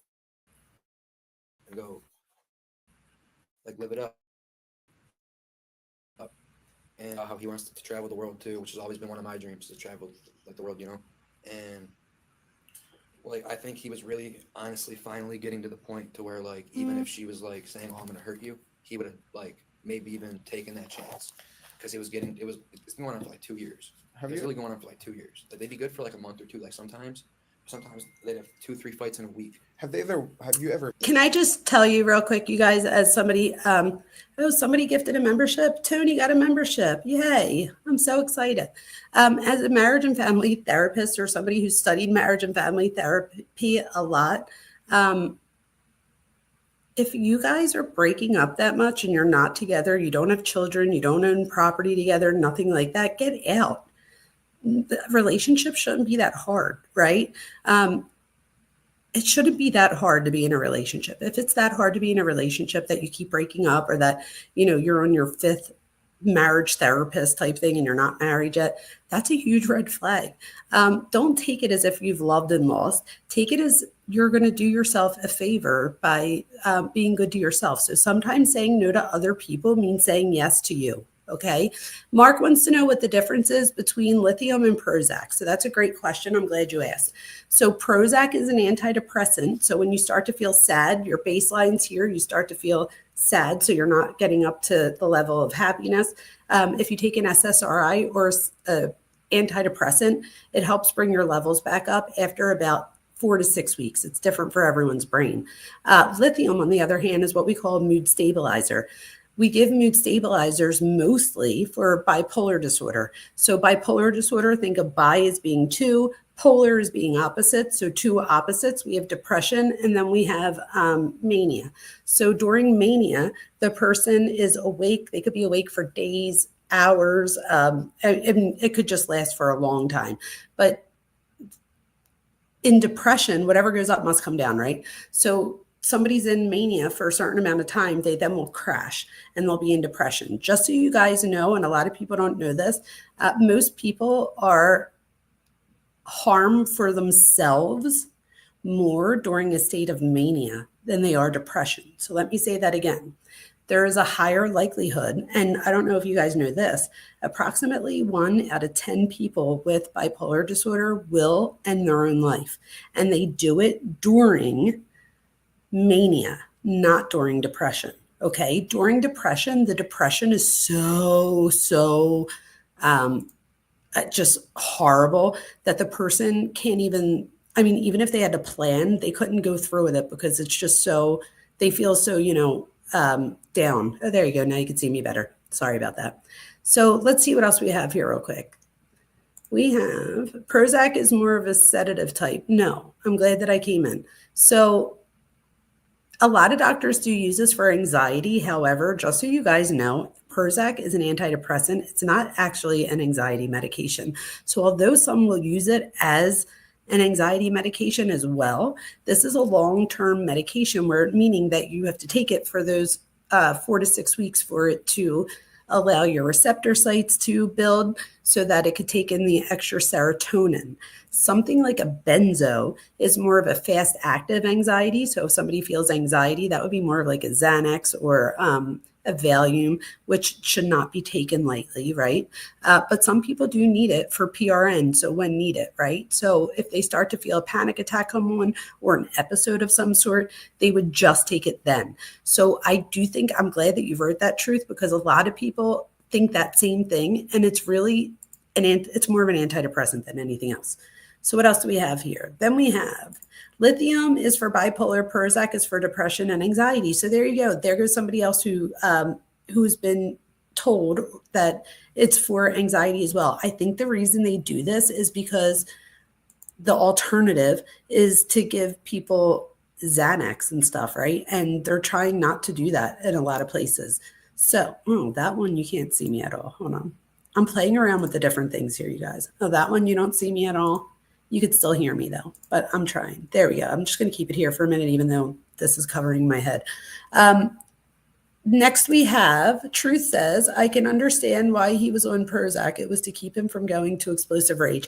1,000%. So if somebody has a personality disorder, the hard thing about a personality disorder is convincing someone that they have it, right? So first you have to convince them that they have a personality disorder. Then you have to convince them that it's worth their while to take medication for it. So that is a huge feat right there. If you could get past that, absolutely, it could be help. It could help with the explosive rage because a lot, it would help with the depression part. So that would make total sense. I'm bipolar and the crash is bad. Rachel, thank you. Thank you for sharing that. I also shared that I have ADHD. I've dealt with depression, anxiety before. So I am very open about that here on the channel. So I do appreciate you telling us that. I do ask that if anybody shares something like this, that we all, have the utmost respect for people, which we all do. It's just, I say that in class all the time. So sometimes I feel like I say things here that I would say in class, and then I stop myself and I'm like, you're not in class. Okay, let's see. What else do we have? You aren't thinking logically in mania. Oh, isn't that the truth? I know I don't. I go through a bad one every few months, but at least once a month I have a manic episode, just not a bad episode. Thank you again. You have no idea, you guys. Somebody here being here and sharing with us their experience literally is such a help. That's such a help to our channel regardless, right? Because you're willing to share that with us. And I thank you for doing that. I can't get my picture on the bottom. It's like either at the top or very little on the bottom, or this. I don't know how to go back to the original one. So I might have to stay here and have it cut off my head at the top. I don't know if you guys see that, but it's the live thing at the top. Thank you for sharing that again. I appreciate you, Rachel. Okay. All right, let's see. Yes, so the mania, real quick, the other thing I would say there is that when somebody's in a state of mania, they're more likely to do impulsive things. So things like, and the reason someone's dangerous in mania is because of that impulsivity too, right? So I don't know if you guys have ever heard of The Bridge. It's a documentary about taking one's life, but the documentary is done on the Golden Gate Bridge. The reason it's done there is because these researchers, they were doing research on taking one's life, and what they found on a bridge. And what they found is that the Golden Gate Bridge was the one that had the most reported of the year. So they were like, how are we going to research this? They're never going to let us just put cameras there and see what happens. So they were very clever. And they said, we want to do a documentary on the bridge They didn't say exactly what they were going to film. They just said that they wanted to film the bridge and da-da-da. They were going to do a documentary, all this stuff. Long story short, after a year, they go through all their data and they make a documentary called The Bridge. I will warn you, trigger warning.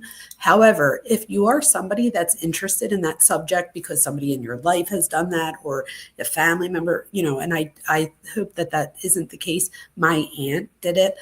Just so you know, you make your kids and your grandkids more likely to also do that because that becomes an option for them. So I will also say, though, if somebody does that, they're probably not in the right state of mind. So I am happy that things like the Catholic Church, I don't know about other, churches or synagogues or mosques and so temples. I'm not really sure of everybody's thoughts, but I know that in the Catholic Church, they finally no longer see that as a sin. So before, when I was younger, if someone did that, they couldn't even have a funeral at the church. So that was horrible. But what they realized with all of the research that we do have on the topic is that somebody's not in the right state of mind during that time. And when you're in a state of mania, you're more likely, like one of the guys on the bridge, it has a happy ending for the one guy. One guy jumps and makes it. Okay. And the research on him is great because they're able to ask him questions that maybe they can't ask somebody else that was successful at that, right? So, and I will tell you, when somebody does that, especially males, we'll see that it's almost like they then go through a whole process of not being able to even do that right. And again, that's so ridiculous. So that is not, the truth. But I always say perception's a reality, even when it's not real. So to this guy at first, he was like, I couldn't even do that right. I couldn't even jump and that wasn't. But here, what happened was he was bipolar. He was in a state of mania. And he literally very impulsively said, I'm going to say hi to this lady, or I'm going to look at this lady. I forget which one it was. If she acknowledges me, I won't do it. If she doesn't acknowledge me, I jump. And she doesn't acknowledge him, and he jumped. And he just happened to have a swarm of seals that were at the bottom of the water, or in the water, and they were making a whirlpool, and the whirlpool happened to keep him alive. It saved his life. He didn't break all of his bones type thing when he landed, and the seals got him back up to the top of the water. His life was saved. He then goes on to get treatment, and to tell, and this is one of the things that we found with other people who have not been successful, thank God, right, on their pursuit. A lot of the times they say that the minute they do the thing that they can't take back, they were like, I don't want to die. So he said the minute he jumped, he no longer wanted to die type thing. That's not uncommon to hear somebody that takes pills or even, uses more horrific forms. If they don't succeed, a lot of times they look back and they're like, the one thing I would tell others is to hang in there because tomorrow's a new day. So I would say that to anybody here, just hang in there. Tomorrow's a new day. No matter how, and I mean this for myself too. So if you're ever around and I'm upset about something, remind me that tomorrow's a new day and that you're more likely to feel differently the more time goes on. So let's see, I'm a little bit behind now on this. I hope you guys are enjoying any of that. Let's see what else we have here. So you used to be on mood stabilizers, SSRIs, and Xanax. So you've been on Xanax for some time. That's what I mean. So if you could take Xanax the right way and you only take it the way that the doctor prescribes, it is such a great drug for anxiety. The problem is there's a lot of people that are born, about 6-7% of us are born with the gene for addiction. So if you're born with that gene for addiction and you take something like Xanax, or you have, you start drinking, stuff like that, you're more likely to turn that gene on. So you're born with the gene might be turned off, right? Because you're not, using as a baby. Some people are born addicted though, but I'm just saying in the grand scheme of things, now you're in your 20s, this addiction gene's still there. Maybe it's not turned on. You wind up doing something like Xanax or Percocet or whatever the case may be, and drinking any of the things. And then that can turn that gene on for you. So just be really careful with that. But if it does work for you and you can take it as prescribed, I'm all for it. All right, let's see. Yes, adults need reminding too. Isn't that the truth? All right. I used to shoplift while in mania. Thank you so much. I can't believe you're sharing this with us. Thank you. I'm hoping that you're in some form of treatment because you seem very insightful about the disorder. So I think that that's amazing. And I will tell anybody that's watching this right now that has any disorder, whether it's bipolar, depression, whatever the case may be, just know that insight is what will make the difference between if you get through it or not. So you have amazing insight, Rachel. And I thank you for sharing that with us. So Rachel says, I used to shoplift when mania. Now I stay in the house and use that energy to clean like a maniac in mania. I think that's amazing. That's great. So I think what Rachel learned here is that she might not be able to stop her manic episodes, but she can change what she does in that state of mania. So now by knowing, because that's a big one, shopping. So people will literally have their rent money on the table or on the nightstand to give the landlord the next day, and in a state of mania could go out and gamble it all away in an hour and be like, oh shit, like what did I do? So that's actually not uncommon, right? There's a book, Rachel. I don't know if you read or if you like to read. I don't mean if you read. That's not what I meant. I meant I don't know if you enjoy reading. If you do, there's a book called An Unquiet Mind. Again, it's An Unquiet Mind. And it's actually a therapist who is also diagnosed with bipolar disorder. And she writes a book about her experience before, during, and after treatment. And it's an amazing book. And I think that you might see, because just the few things that you've shared with us today, Rachel, are a lot of the things that she shares in the book. So even sometimes, you guys, by reading something else or hearing somebody else's story, like Rachel, I promise you that you are going to change someone's day by sharing this. And even me by sharing my stuff, Truth by sharing hers, everybody in here. So I do appreciate all of you. Okay, let's see what else we have. Oh, True saw the documentary. Yes, it is a hard watch. Oh, that's what I was going to warn, that in the first 30 seconds of the documentary, somebody does jump. So you do see that. You see the guy, the older man, he gets up on the railing and he goes, and that's like the beginning of the documentary. The thing I like about the documentary is, and it's not just about looking at that, it also goes into their families and it does a big deep dive on the family dynamics. So I'm going to play some of this while I read these. Seen them going at it, fighting? Yes. Maybe in the house. Oh, Can you yeah. describe what was it like? She honestly, like, he'll be like, dude, he would be so nice and as accommodating as possible to stop the fight. And she'd be one of those people that is just petty. You know what I mean? Just to the fullest extent. He'd be like, "What's upsetting you? I'll fix it." You know? And then she would just have some like slob comment. I can't even quote her word for word, but he's just like, I remember times him like expressing to me how frustrated that he was, saying, I do every single thing I can for this girl. I ask her, what's upsetting you? I'll make it better, this and that, blah, blah, blah. And she finds like any single thing just be mad at me about. You know what I'm saying? Mhm. Like, it's like I witnessed it a lot too. Like, I don't know. Did even you the ever- stuff with Did you ever see her hit him? Put her hands on him? her hit him? Like just go, or throw stuff at him or No. Actually, now that you no. say that, I remember several times now, because my memory's getting jogged, that he would say, Mom, can you get Kenzie out of here? She's Refusing to leave and stuff. refusing to leave. She's out of control. She's hit me. I do remember that. And I never and then witnessed I would it. get on the phone and say, just leave and go home. There's multiple times, even pretty like recently before all this, that Don would have to call Kenzie's parents, call her mom and stuff, and say, hey, you need to come get Kenzie out of here. Like, she's refusing to leave my house. She's being crazy. And it'd be a situation where they'd be in a fight. Like, keep in mind something stupid that she started. And he's like, listen, he's like, just go home. He's like, we'll hang out tomorrow.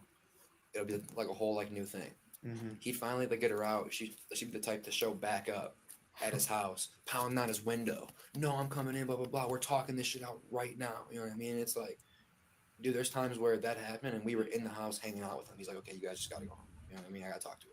And it's like, I don't know, just really everything behind it, the number one word for it is like selfish and self-centered. You know what I mean? Like, doesn't really know how to like go through arguments properly, doesn't know how to do stuff like healthily, wants to. Would you attribute any of that to her age? What was there, 2 years between her and Dom? Yeah. About 2 years. But because I mean, early on you knew her when she was pretty young, 9th, 10th grade-ish. But let's talk about maybe the last year. Was it Did her like personality get worse, or yeah, has it always was been an steady? immaturity thing? So Or earlier was years, it more of just an unstable thing? earlier years, I just had more of a relationship with her as her big brother, so I just Okay. knew more of what was going on with her, like directly from her. Yeah. Okay, but her behavior never really got better. To me, it almost just got more drastic. Okay. Like before, when she was younger, 9th, 10th grade, she would go home when they were fighting or whatever, and then be texting him saying, "Oh, I'll hurt myself, blah blah blah blah blah," and then he's like, "Okay, please don't. We can work this out, whatever, you know."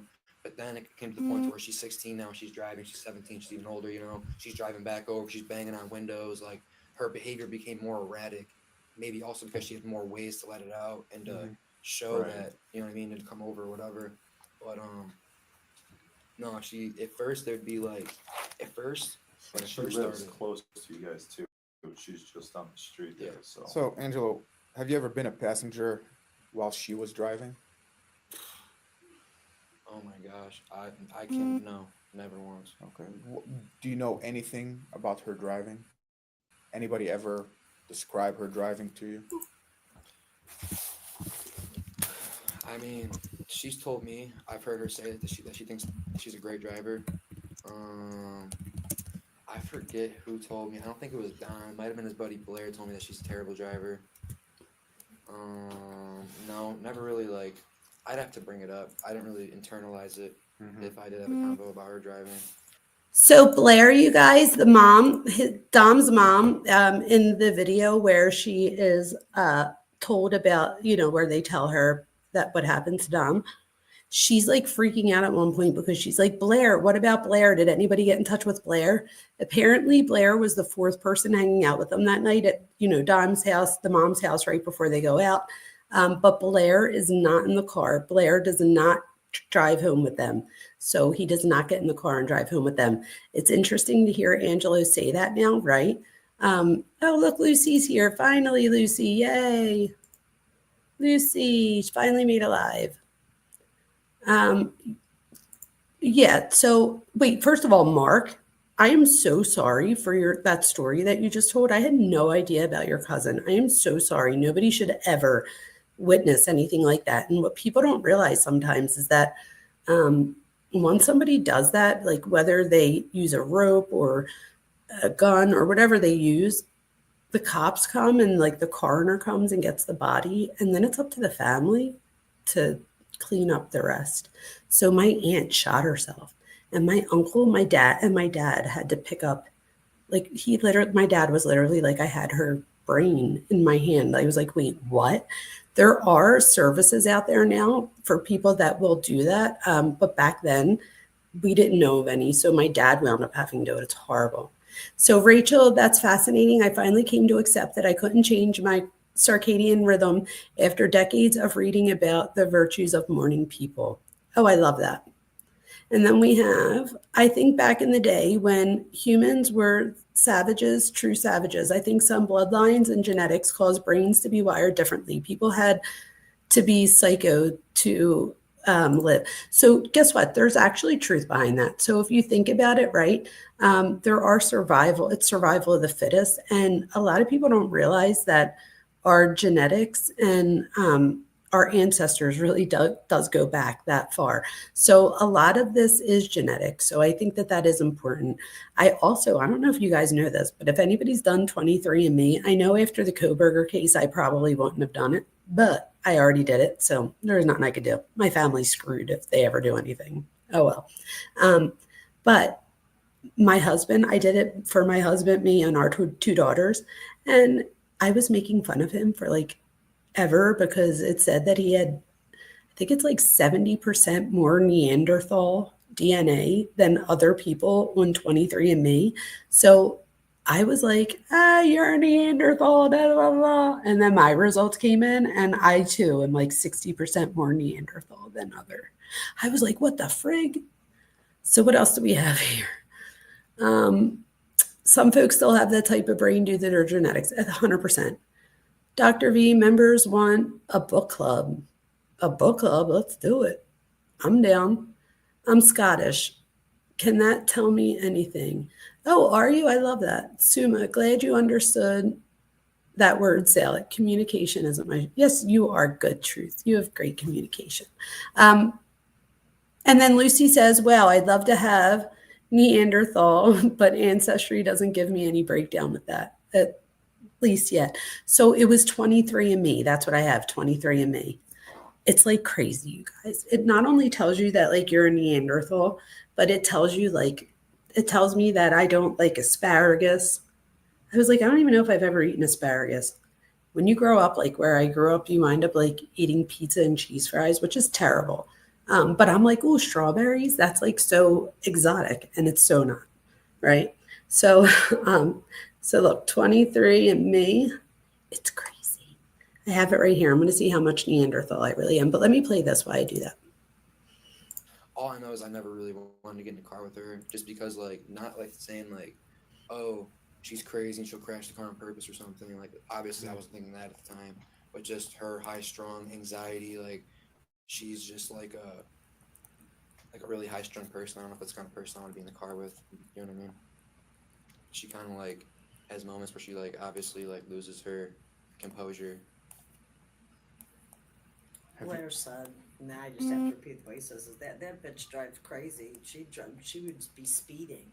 And Oh, him and, yeah. and he I said would that him hear and about her Dom- speeding and driving crazy too. Actually, Him from and Blair. Dom would bitch at her about the speeding. Who did you say went to West Virginia with them?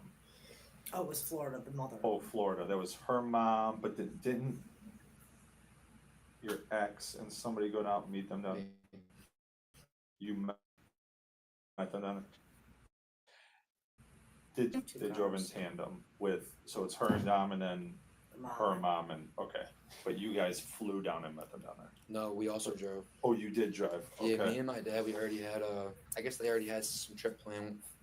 They were going to Orlando. And my dad wanted to, we never took like a vacation, just me and him. So he's like, hey, let's get in my car. We'll go hit Destin, go see your Aunt Sherry. And then Clearwater was right in like in between like Fort Myers and Orlando. So then we met in Clearwater. I hung out for a day, you know, like me and my dad, Dom, Kenzie's mom, her mom, and her sister. Okay. What was she like down there? The If you reason. remember. Oh, go ahead. I don't interrupt. Yeah, no, I'm just trying to think. I remember it was like a huge project. We barely even got to hang out because we got down there. You know, Clearwater, it's busy, right? So Kenzie's driving, right? Kenzie refused to let Dom drive, and she's driving the car, and so we're going this way. There's a big like roundabout on the main road of Clearwater. It goes in both directions. Most of the shops are all like this way. So going down the roundabout, we kept saying turn right, right? She went around the roundabout twice and going like had to turn back around, come back and missed it again. And before she finally went the right way, we're turning around saying just stay where you're at. We'll just like come to you. We're driving back. They don't listen. Keep driving this way now. They're over here now. We got to come back.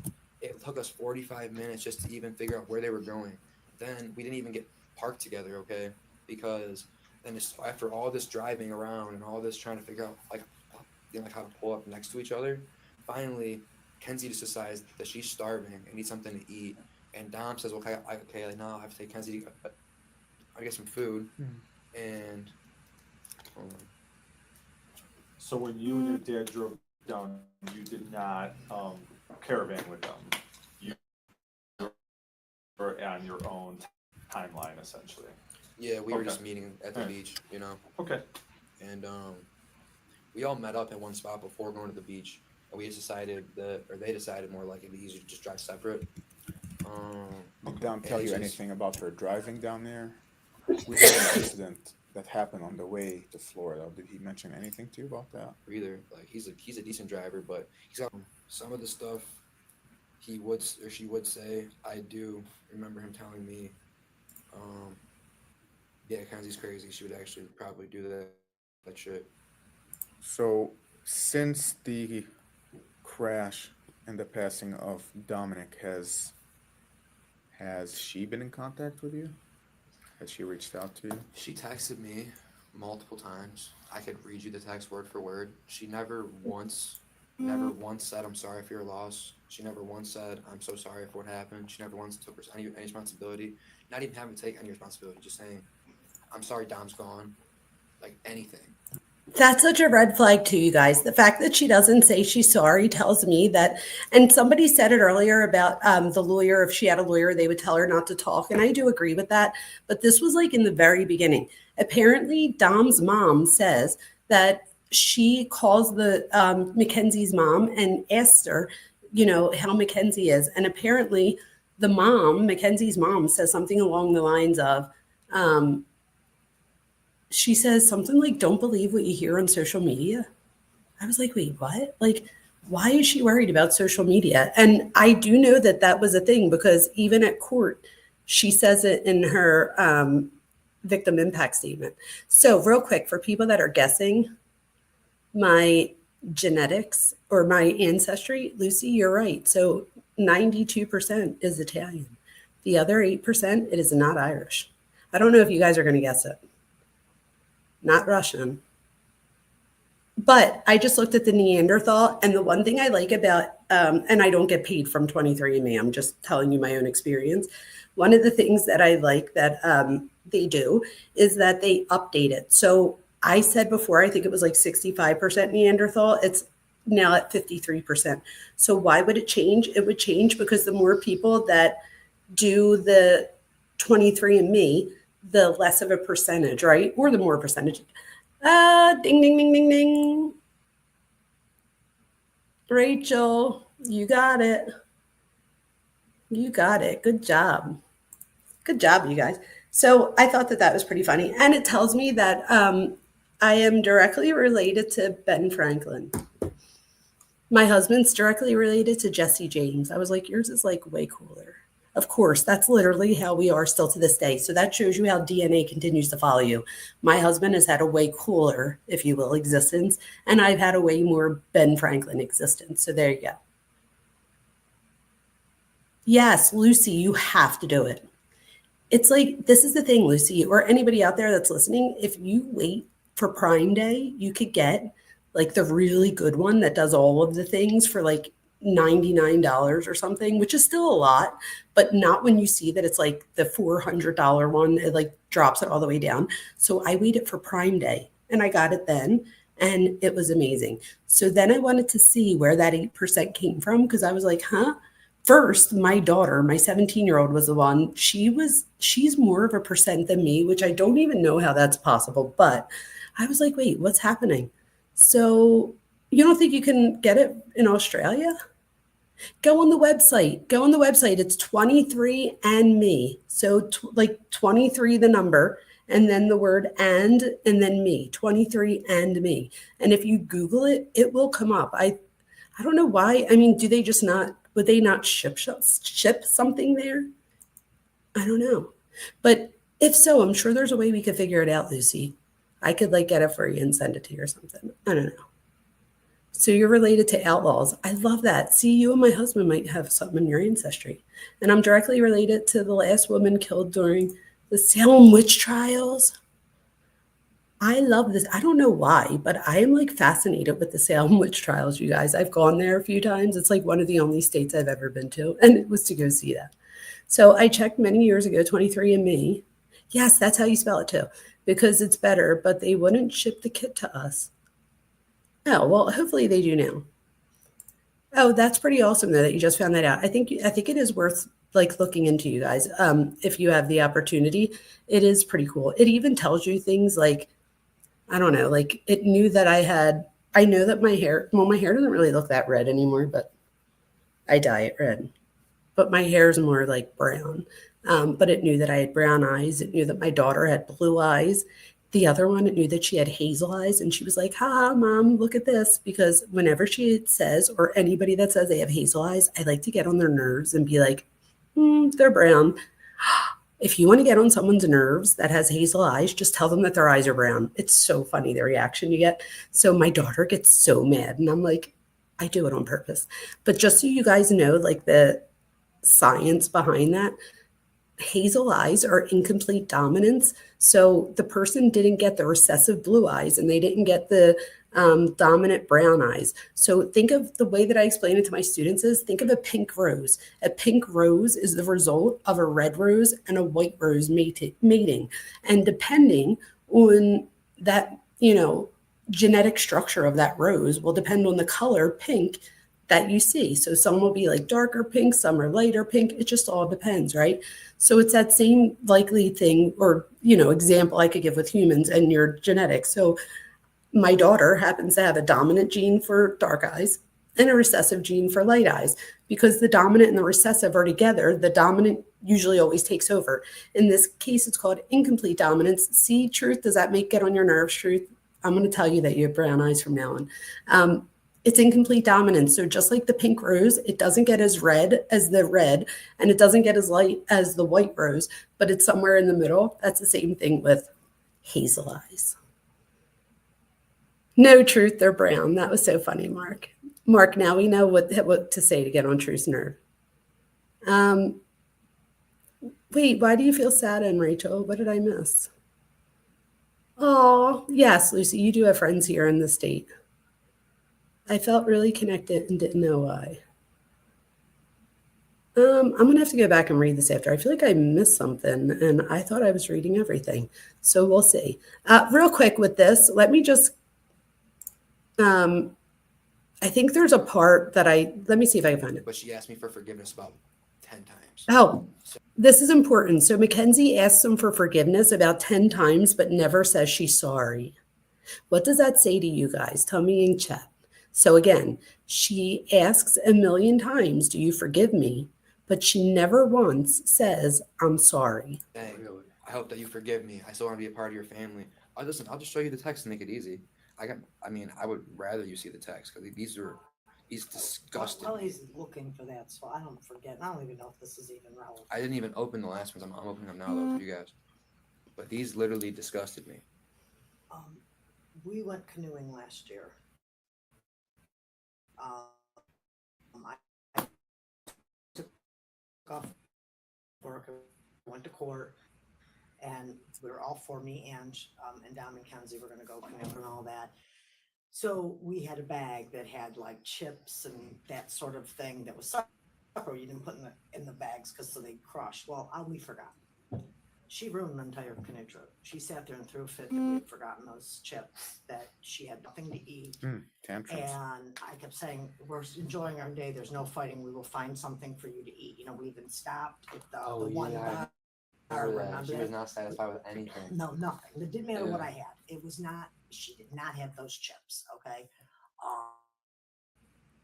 Whatever, and finally fed her or whatever. But the whole and Dom was just stressed out this whole time, just because she was so pissed about those chips. And the thing, she was very crafty on how she would do stuff, because she would stick her dig. Me and Andrew in a canoe, they're there. She would stick her digs and her comments so that we couldn't hear. And all as I would ever say, I always try to be neutral, because I'm always thinking, well, these kids are going to break up, but they're going to get back together, and I'm going to say something that's going to damage the whole thing.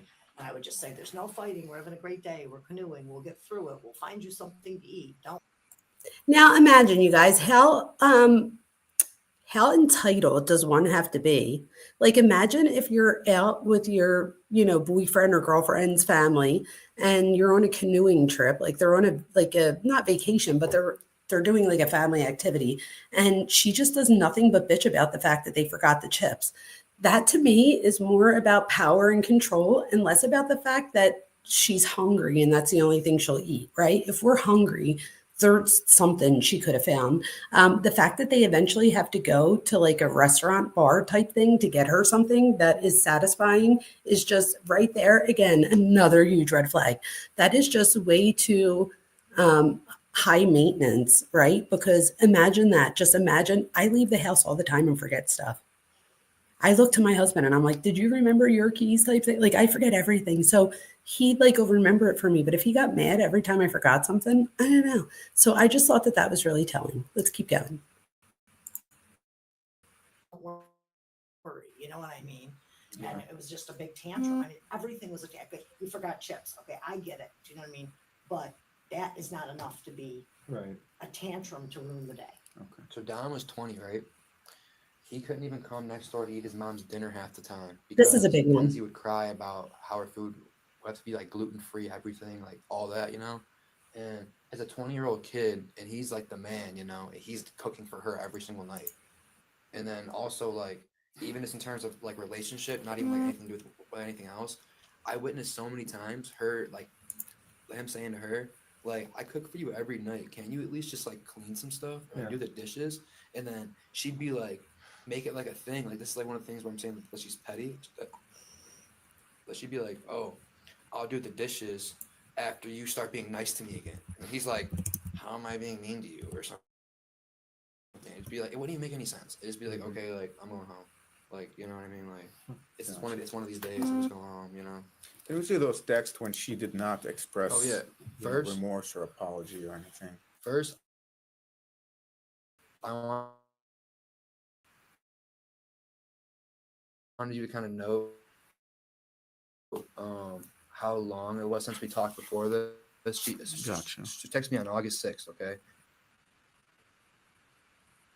The last time she texted, she was too lazy to do her math work. Wow.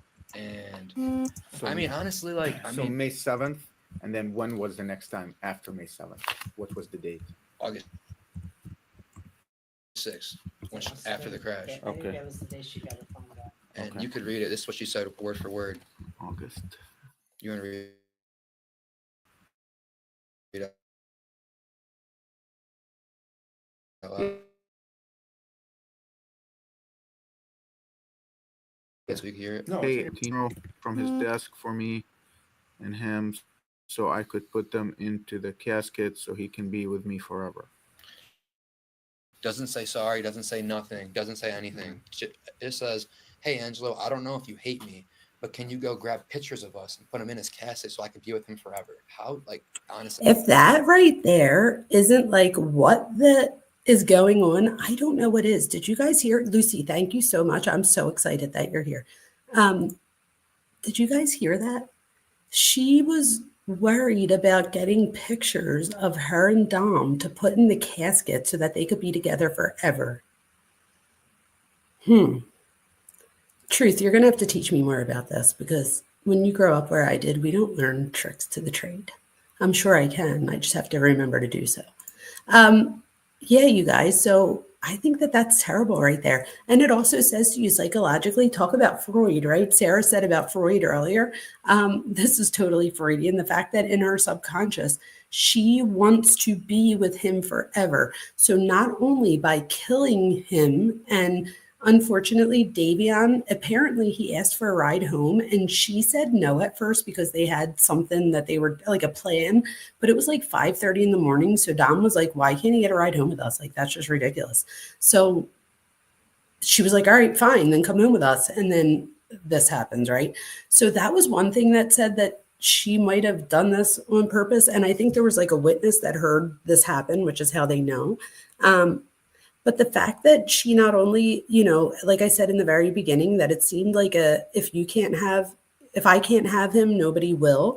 Now it's like she wants to memorialize herself, like I was saying earlier, with him forever. And what better way to do that than by putting a physical picture of her in the casket? How psychotic does that sound? That sounds fucking twisted. She texted me again after that, and all just to say, please let me know. And she texted me again. August 23rd. Actually, she did say sorry one time. First time that she ever said this. She said, here, we can read it if you want. It says, hi, Angelo. I just wanted to say I'm so sorry. I know you probably think this is all my fault, and I'm not asking you to feel bad for me. But I just wanted to say I'm so sorry, and I know you miss him so much, and IK, you, I know. Yeah, I know. You know that. I don't even know what to say to you or just feel so bad. I hope you guys can forgive me because I'll always look at you guys as family. You don't even need to respond to me. Just wanted you to know I'm so sorry. Okay.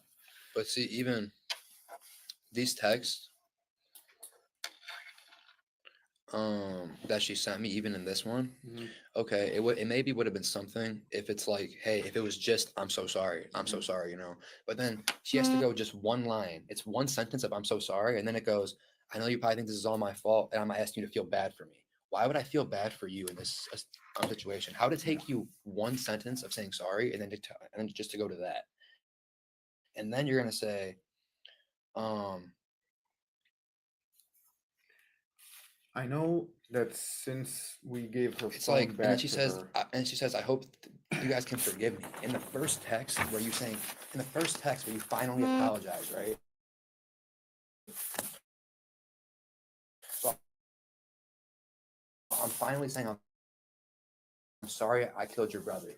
I hope you forgive me. How's forgiveness and me feeling there? It should literally be like, I'm so sorry. Like, I bought the pain. Like, it should all be Well, it about shows that who you're texting. she's worried about what you think of her, so she's using the I'm It's sorry as a everything. buffer. Like the whole entire consistency of her is just she's just self-absorbed and self-centered. Everything that she texts me, even if she's finally saying I'm sorry, it's about her. It's not even about me. so I know since we gave her the phone, she's been back active on social media and all that. Any of your friends screenshot you anything? Have you, you know, we've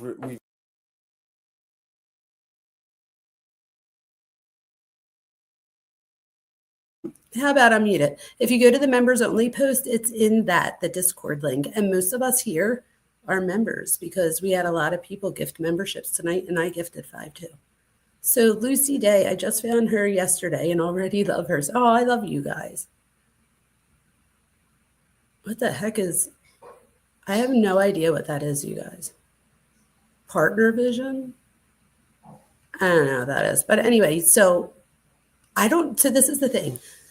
We're here for 2 hours. I don't ever want anybody to feel like they have to be here, right? Some people joined a little bit later, like Lucy and stuff. So I'll stay on for a little bit. I know that my computer goes in and out every now and then. I am working on getting a new computer, I promise, to fix this problem. But you guys let me know in chat and don't feel like you're going to hurt my feelings because you so won't. But let me know if we should continue or do we bring it to Discord because most of us are members anyway. But just let me know because I'll do either. And then I'll put this one too. We've received some photos of her. To use a phone, we didn't also Avoid it. But I'm still talking to her. Yeah. Told you I would. That's right. Well, plus she all the pictures of Don. Come on, that's her way.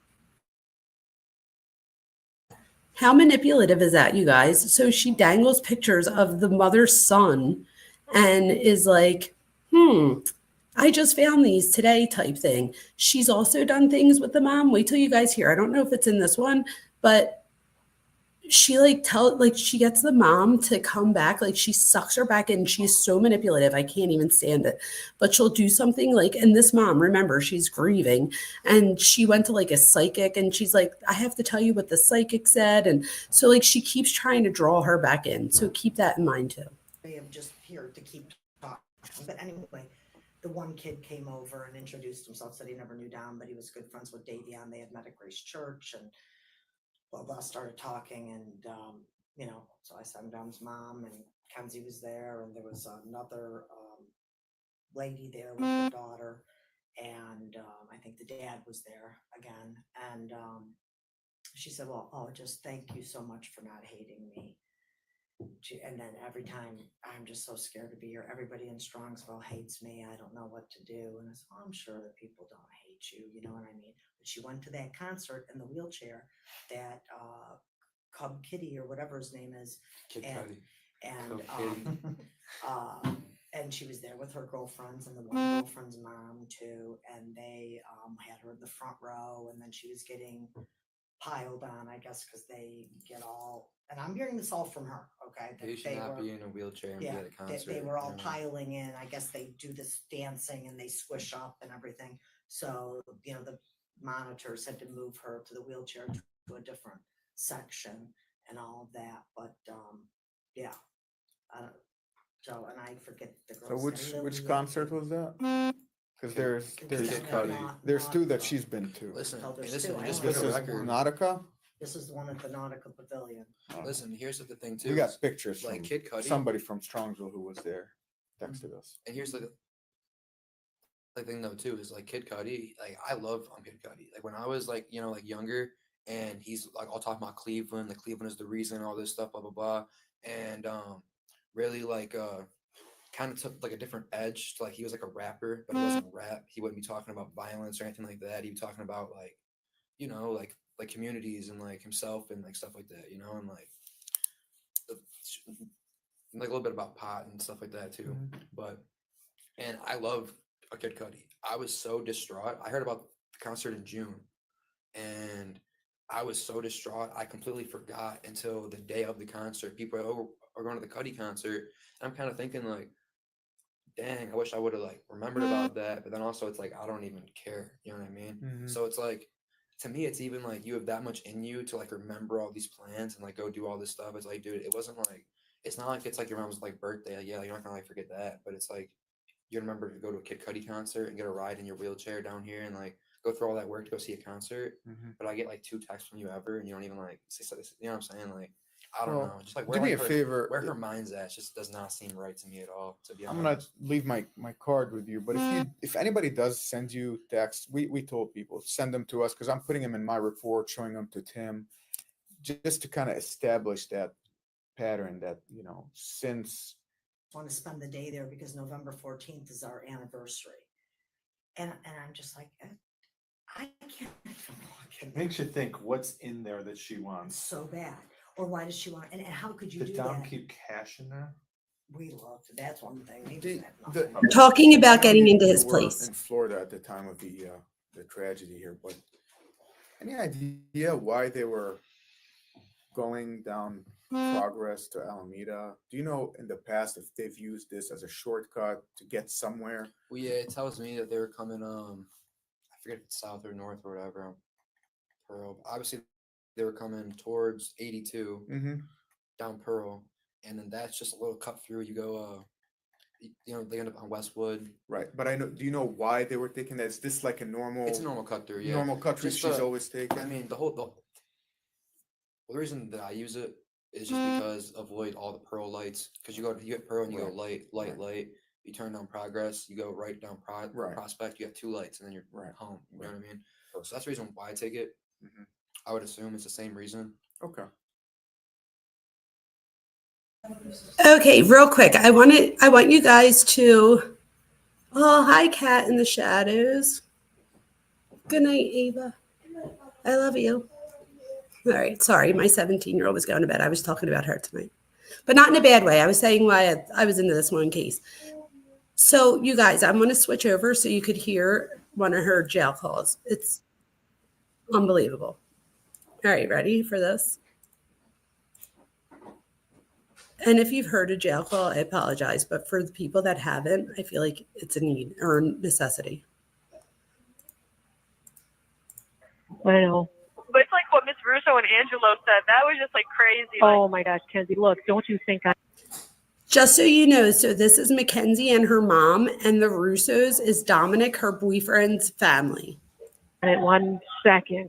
That You was know, just think crazy. in 1 And second. we didn't bring up my stuff at that Dom's house. I need to get my stuff. He It has wasn't it. brought up. He has He that has- list. Okay, it doesn't matter if he has the list. He needs to have the stuff. So I know, I'm going to get in touch with him, but don't you think on what they said now for 1 second? Do you hear, Mama? And if we appeal it, does that mean they could give me more time or like? Kenzie, I'm not going to talk about anything here, so just stay tuned. Okay, I'm not talking about anything on the phone. Was I on Not the any- news? I don't know yet. I haven't been anywhere yet. Because there was like 8 cameras on me. Yeah, I know. I'm That was sorry, the most Kenzie. there's ever been. I know. I'm sorry. We're just not going to talk anything about anything on the phone, okay? Did Jim tell you what I told him to tell you He handed me a piece of paper. with things on it? Uh-huh. Okay, yeah. Yeah, I got you, Kenzie. So just relax, okay? But let me wrap up my meeting. What do you mean? So they're talking about, did she get like the secret thing to the lawyer? And the mom says she got the paper. So apparently she wrote something down to tell the mom secretively, which you're not supposed to do. At one point they talk Pig Latin, you guys, or like some form of gibberish. And I'm dying to know if somebody can decode the gibberish, I would, oh my God, I would die.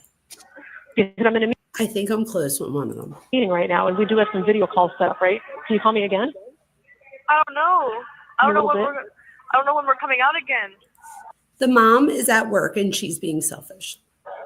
Well, we have a meeting. We have at 7 o'clock. We have a 7 o'clock video conference, but I do have to. I have to have this meeting. We can talk for a little bit because we're having a pee break. What? We're having a potty break right now. Okay. I wouldn't care anyways. You let me use the phone. That's all that matters to me.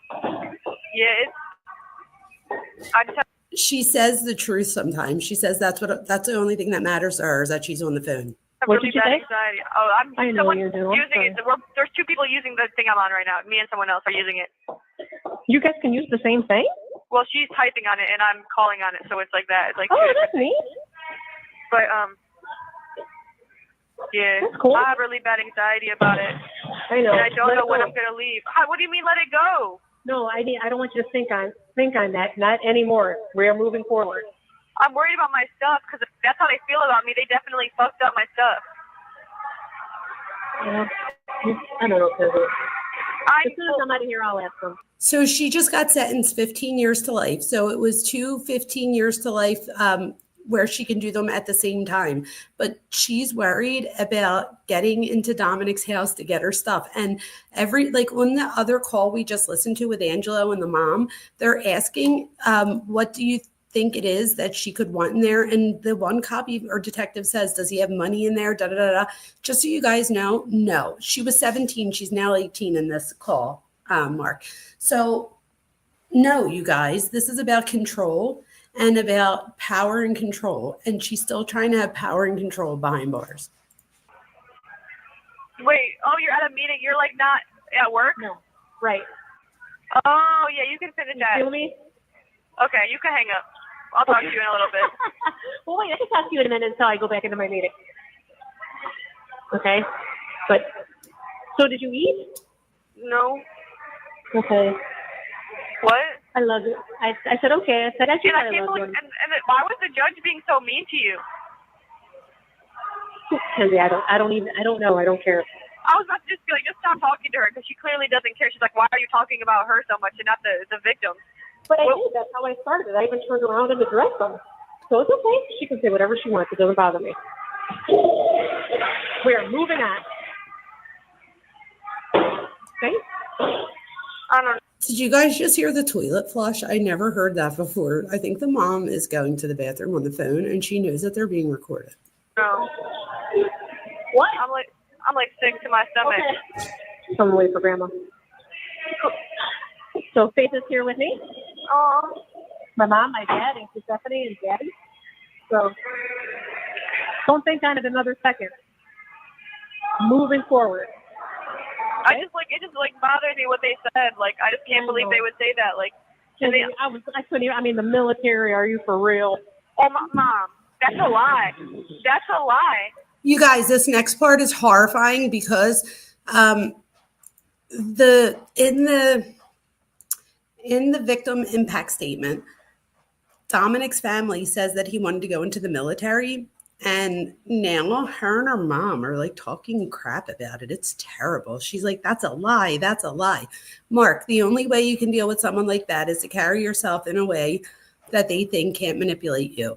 I couldn't have said that any better than Truth just did. And Harlot says her interrogation videos, are on YouTube also.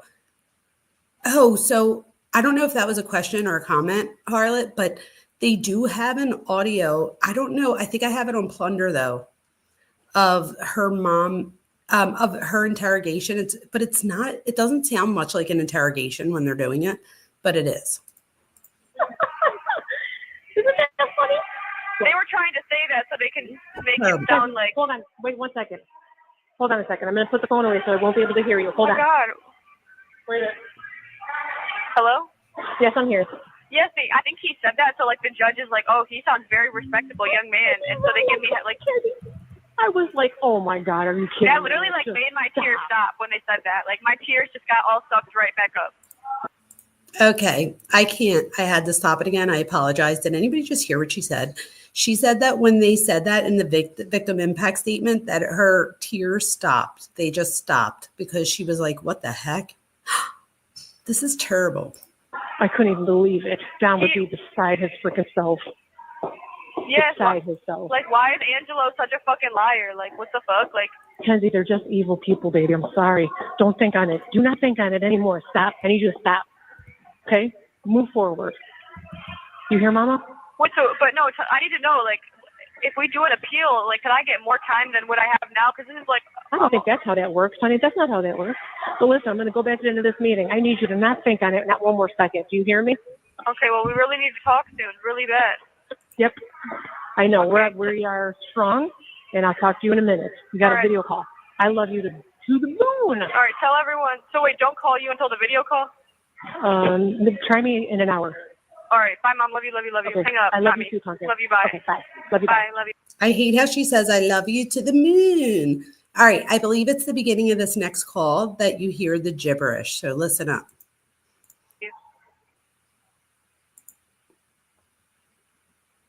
Hello? Hey. Quizá que pida fida with you, and get to do like without getting to me like this, or either Chidi like screaming, Chidi is like, he's a feed down, he's already need a reason. He's a freezer. Like talking to me. I'm like, Okay, what the actual pig Latin is that? Did you guys understand any of that? Do I have an email? The mind's mind your crack. So this is what I'll do. Can I comment to Kat like privately, you guys? I don't know how that works. Yes, what the heck, exactly. I'm gonna let you listen to it one more time. Hold on, because it's crazy.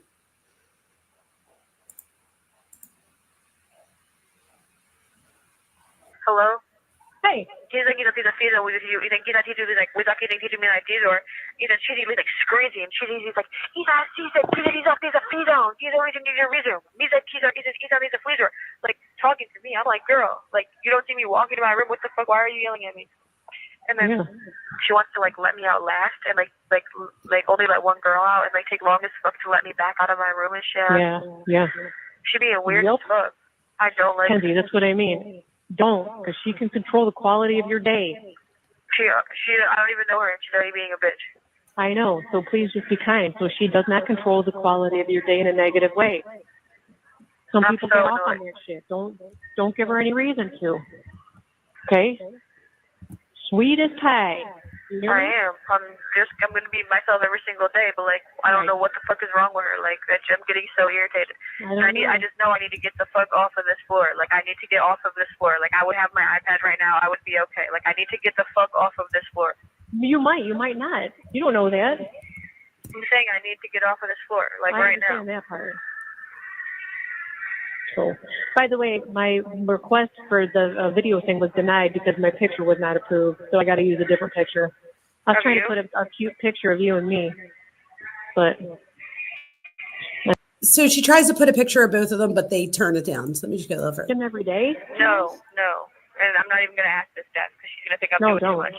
Right. Like, I need to get it like off. I don't want to be on the psych ward. I don't want to be on this pod. I don't want to be on this pod at all. Yeah. Kenzie, I'm telling you right now, if you have to calm down, because if they think that you are having a problem or a mental health problem because you're complaining, then you could be in like some psych ward unit. I already am on some psych ward unit. No, I'm on the I mean like in some kind of room with a code or whatever, because you just stop. No, it's not like that at all. I don't want to be around these people. Like, I know. You're trying to put me on a pod for protection. Bad idea.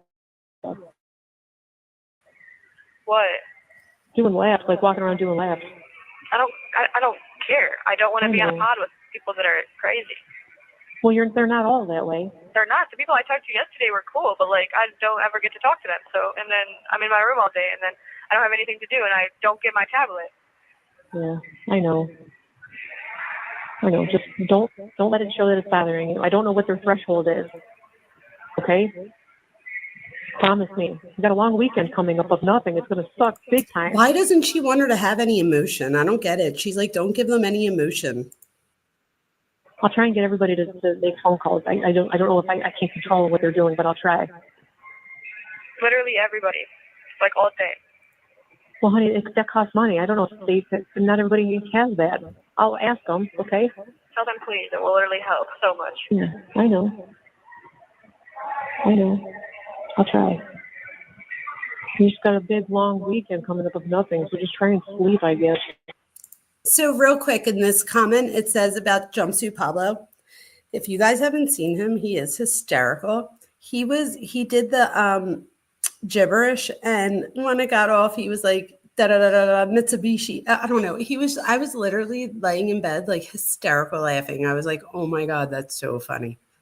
No, Kat, I was just trying not to bring attention to it. It won't go. I don't know how to get rid of it. For some reason, the ones in purple, I guess for Twitch, they don't go away. I don't know. I'm like, shoot, how do I get rid of that? So I have no idea. Whatever. I'm going to have to just figure it out. Or just deal with it. I have no idea. But yeah, can you guys believe this? This is crazy. She's going to suck. Something to do, right? Right. I just wish things didn't take so long to get to you. That's like the hard part too. I'm so annoyed. No, and I learned something else too after this whole process. I didn't know that's how they documented that call, or I would have changed that. That wasn't what was happening. Why would they put that? What? When they came to the house that day, that's not what was happening. It was because I was being destructive and I was breaking shit. No, you weren't breaking stuff. We were afraid you were going to. You were just throwing a fit because you were grounded. Okay, does anybody get here how the mom just always changes the thing? So the dad, when the dad says about living at Dominic, she's like, the mom's like, nah, she's just staying there. And then here they're talking about a time that they called the police. And she says, yeah, they said that because I was breaking stuff. And the mom's like, no, you weren't. So I'm like, this mom, like this enmeshment, I don't know, you guys, it's just so dysfunctional. Does anybody else see the dysfunction here? With Jumpsuit Pablo, I love him. I will tell you guys, just living where I do, a lot of my friends also have done years of time. And so but I have one of them. Would you guys want me to have one of my friends on, because he said that he would come on and I could ask him whatever I want. Oh, the root beer barrels, I can't. That's all. I don't know. And then they asked So funny. me if I felt that you were, and I said no. You know what I mean? That was like on the back end of it. That's not why they came. Yeah, but I just learned a lot. Yeah, I need to review that stuff after those kinds of things, or even doctor's appointments and stuff, to make sure that what they're writing down is accurate. That is not why they came. That is a lie. Or they maybe that's how they write down all visits. Like if somebody says for mental health, because if you were throwing a fit or whatever, maybe that's just what they. I don't know, but that's not right. That was not right. So what are people? So Morgan and Jane are saying shit about the trial? No, that was like a long time ago. So they're not even commenting on the trial. Not that I've seen. And besides, that call, Kenzie, was from 2020. It was so long ago, too. I'm like, really, guys? Oh, me and Dom arguing? No. When they So the mom's still talking about the time that they called the cops on her, and she's like, oh, what, the video of me and Dom arguing? Like, there's just so much here. I can't even. came to the house for the quote-unquote suicide visit. I know, I remember that. And Dom came to get me, like later that Kenzie, I'm not talking about anything right now. Don't say anything about the call or anything. So the mom doesn't want her to say anything about the call, but the mom brings up the call. That doesn't make any sense. And wait till you see how she puts her mom in place right here. And I think that this says a lot about the whole relationship and why she turned out the way that she is too. Back when Truth was saying about the person being controlling, the same thing goes here. We teach people how to treat us. She literally is teaching her mom how to treat her. Just watch or listen. It's crazy. Any about your calls, but Dom's calls, because they're listening to conversations. That has nothing to, it's not, well, what is that about saying Dom came to get me? Like, you're about to make me hang up and not talk to you. I'm already fucking irritated. Don't say that. I'm allowed to fucking say that. Dom I just came don't to want to get talk about anything. I'm allowed to talk about that. I'm allowed to talk about that. We don't talk about it anymore. I'm allowed to talk about it as much as I want because there's nothing to hide about it. I know there's not. Okay. I just don't want to give them anything. Nothing. That's not giving them anything. Like, what the fuck? Like, what is happening? I'm confused. Like, is this, like, are you okay? Like, why can't I say that? Like, that has nothing to do with anything. I said anything more. I know you're irritated. You need Nothing. There's nothing more. Kenzie, I'm going to hang up if you can't, because they're listening to everything. So I let's don't care. control ourselves. I can listen to everything I know say. you're irritated.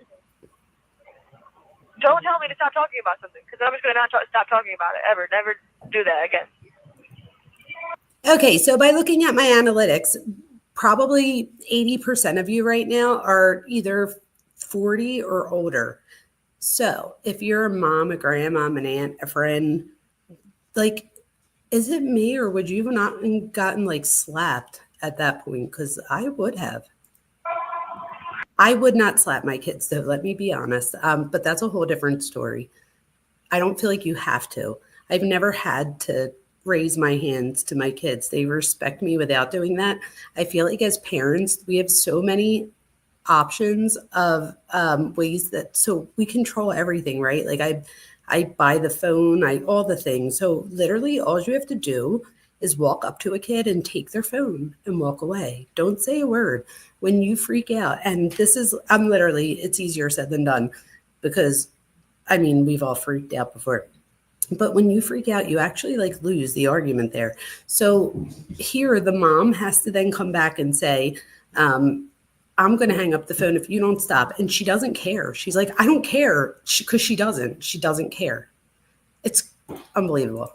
See, now this girl just about to get to talking to herself again. Like, man, she about to. This is when she makes fun of the person that's mentally ill. This drives me nuts. Piss me off. Like, are you there, or am I going to hang up the phone? I'm here. No, okay. I'm here. Okay. I would Did you answer eat that when I breakfast talk. No, I didn't. What did they serve? I don't know. I refused it. It looked disgusting. Oh, sorry. Man, this girl is annoying as fuck. Oh my goodness. Why? What is she doing? Just talking to herself. She does this shit for like 5 minutes. Man. Is it the same one? Yes. I don't want to hear that shit. Man, she's not over there. She's not there. There's nobody there. Like, damn, shut the fuck up. Like, I'm about to get irritated as fuck. So apparently this woman is having a delusion and she is just not having it. So apparently the woman is like looking for like somebody that works there, and she just has zero patience. Why? Who's she calling? She's trying to call the staff who's not even there. Man, she needs to go lay the fuck down. Is it the one that talks to herself all day? Yes. She just got moved over here, and like, she annoying as fuck. I need to get off of this pod, like, today. I hate how she talks. I hate it. But wait till you guys listen to how, like, she literally is still in such denial here, you guys. If you even see here in her picture, it doesn't look like she's that upset here, right? So she doesn't even get the gravity of her situation. She literally talks to her mom saying, I need to get out of this pod right now, as if the mom has some sort of power to just call the jail and be like, you need to move my daughter. So just wait till you see how uninformed she is and how immature. And I mean, and like whoever just said it in the comments, who was it?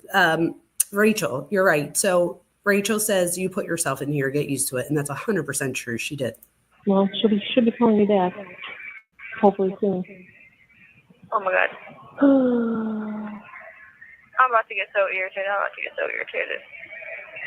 Just try to shut down and keep to yourself. That's all. How can I shut down when I can't even get a quiet bit of mind because this girl just talks to herself? I know she's right next to me. Like, I hear her right by me every single time. Just calling the staff when she's not even fucking there. Oh, baby. Yes, please tell them I don't want to be on protective custody. Please tell them that. Please tell them that. Hello. Well, I don't know why.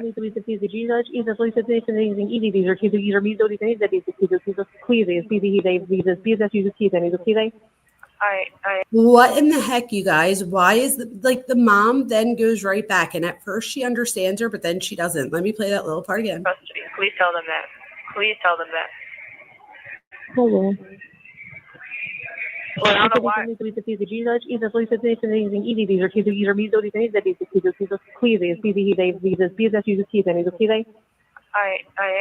I'm Okay, not just caused a keep that single in mind. problem since I've been here.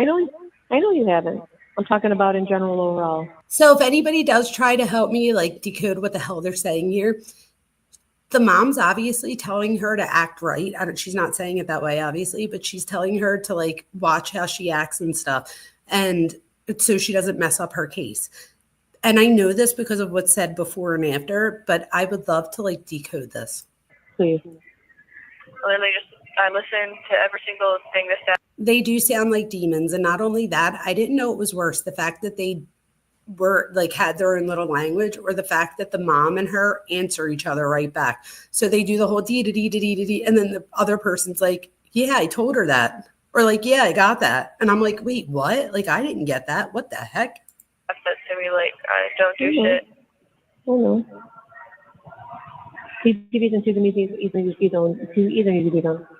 What? Okay? I can't understand. So just don't Okay, even so say never that again. mind. Okay. Oh my I god. gotta see how much more time I have left. I'm trying to make up my hours.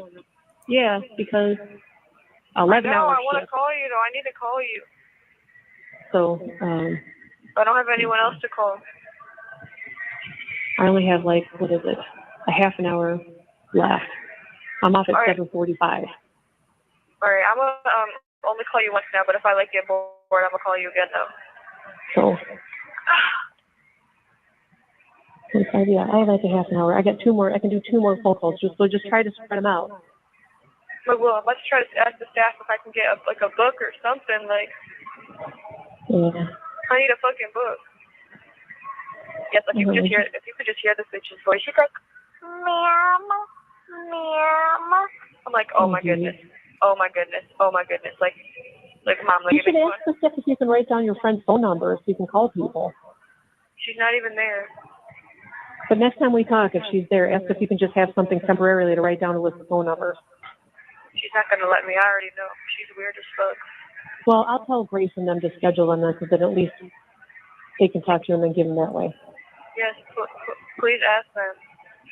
Yeah, I'll do it that way, since you can't write anything down especially. I really need to talk to my friends, and I want to just be on the phone as much as possible. I know. It's I'll do my 4:22. best, partner. Oh. You have 1 minute left. I'm so annoyed. I know, baby. I'm sorry. I'm sorry. It's going to be a really hard couple of days. Really hard. I know. I literally am not gonna have shit to do.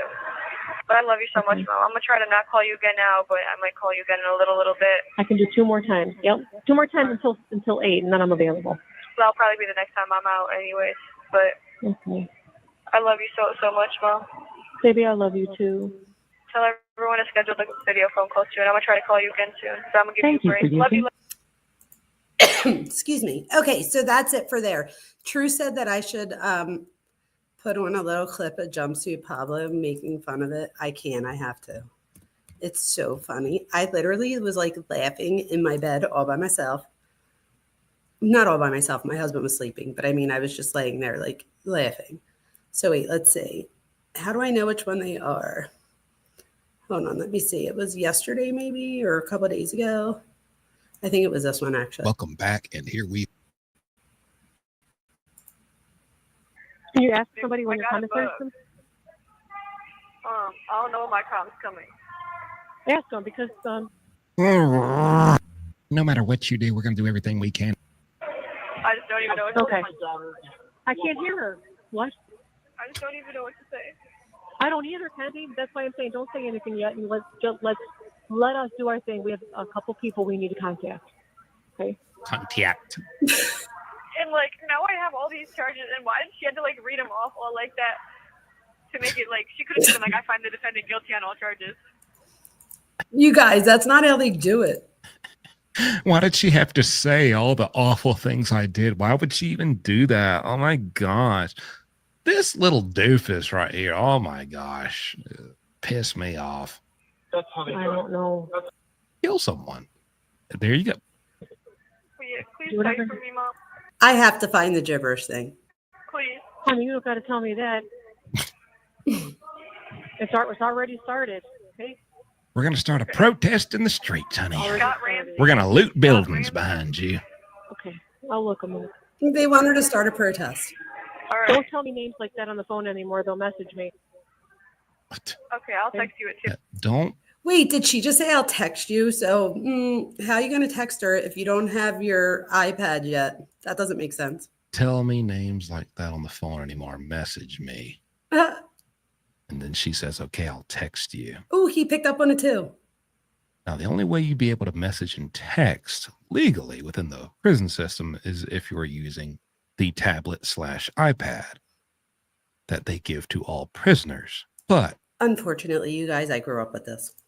She was just complaining, saying, hey, did you ask the warden about my iPad? When am I going to get my iPad? So she was not able to use that to message. It's all about the her. So commentary. did she just admit to the woman who's telling her, shut up, shut up, shut up, don't say anything, they're listening, it'll be bad, don't say anything? Did she just admit she's already gaining access to a contraband cell phone and using it? Which is, oh my God, you guys, that's kind of what I just said. I just didn't say all that, but that's absolutely. So I don't know, Truth, can you put his link in the chat so that if anybody doesn't know who he is, they could go to him? He literally is so funny, you guys. Same thing with the prison website. I have to put their thing in chat too, from the jail calls. You guys could go there and there's like jail calls from Chris Watts. Like there's all different ones. It's not just this case. which is against the rules. So sorry. It might be a minute, okay? But every day is time served, Pumpkin, okay? Kenzie, this is going to make me cry, but you're alive, okay? You're alive. Why would they do that? Why would they keep me alive if they want me to be in jail? Because we don't know what your story is. Your story isn't done yet. It's just beginning, okay? We don't know yet. We don't know yet. That's all I know, though. It's just beginning. Who knows what the future holds for you? Who knows what the reason is? But there's a reason, okay? We just got to get through this journey. I'm dying to know what he's about to say. There certainly is a reason why she got all that prison time. I mean, it's called the justice system, ma'am. Might be a minute. And after time, you will see what the reason is. But I promise you, you are a force to be reckoned with in this world. Oh, gosh. And people need you. I didn't hear and this people one. see. You hear, Mama? Yeah. You've already done so much good in this world with so many people. What has she done? Who knows what the future holds for you? Maybe the future. You know that one boy that I came here with last time I came here, Tato, when I thought you were talking about him? Like, no! He's here. Not Kato. That boy was never good enough for you. I tell you, I'd have a mind to just offer him a ride and drive him 101 miles into a wall. Oh, wait. Oh gosh, we can't be saying this on the phone. They're listening. Oh, we can't talk about this. I'm like, why are you here? And he's like, oh no. Like, I was like, ew, the gross conversation guy? yes. Oh my God. I fuck with him though. He's cool, but like, I was like, why do you want that? And then when like they be catcalling the fuck out of you in here, but I don't like that. Like I was literally bawling my eyes. I'm like, I was about to be like, bitch, like get the fuck out of my face. Like I was about to dog them out. Like read the room. What the fuck? Like I was like bawling my eyes out. They're like, Oh my God, did anybody just hear her mom say that? That literally is the exact way she says it. For me, I'm like, why are you telling me to do a spin when I have boogers all over my face and I'm crying? Like, right. Aw. Sorry, Lindsay. It's going to be a rough week, and then Monday's going to freaking super suck, but don't worry. It's going to be a rough week. Ma'am, it's going to be a rough lifetime. What are you talking about? Because we're just going to keep fighting. Because Monday, everybody gets to talk. We can't be talking about this. All right, let's continue talking about this for another 16 minutes. He does do that. She's what an idiot. Oh, for real, for real. Time. But it's people from all walks of life.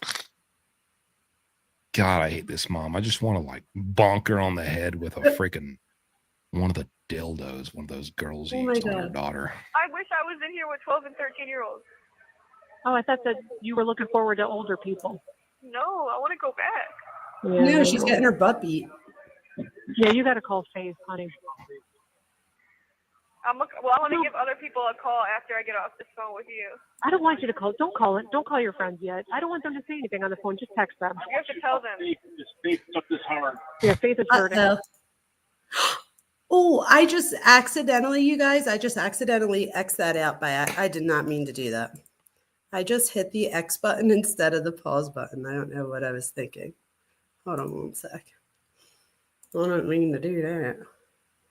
But how funny is he though, right? Jumpsuit Pablo.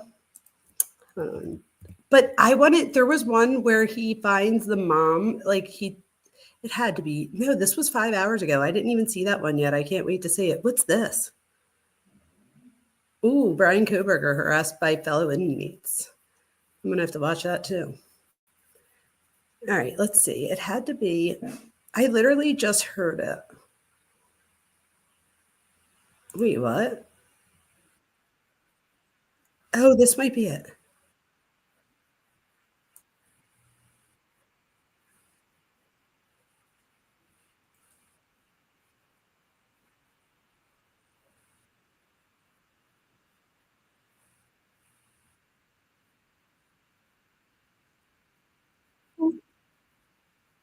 Oh, it's not on there. Oh my gosh, you guys, I thought it was playing this whole time. Thank God I just looked over here. And that's the thing. So they updated this so that it goes right on the stage. So I don't know why I didn't see that it was on the stage. I apologize. Within the culture, the trash. I'm trying to find that spot. No, that's messed up. Yeah, that's so messed up. So if I get found guilty of anything tomorrow, so what's gonna happen? Mackenzie, I don't know. You guys, so this is the day before the call we just heard. Going straight to Marysville, or do I have a sentencing? I'm confused. I don't know, baby. I don't know. This is something I never in a million years thought we'd be having to deal with or go through, and I don't know. Yeah, no, I would be the one to just get fucked up and not that, get fucked over. It's not your fault. It's not your fault. It's not your fault that you planned this for 7 days. It's not your fault that you told your boyfriend that you were going to kill you both in a car crash days before you did it. It's not your fault that you rehearsed this route directly into a wall 7 times. Seriously. Before finally following through with it. It's not your fault.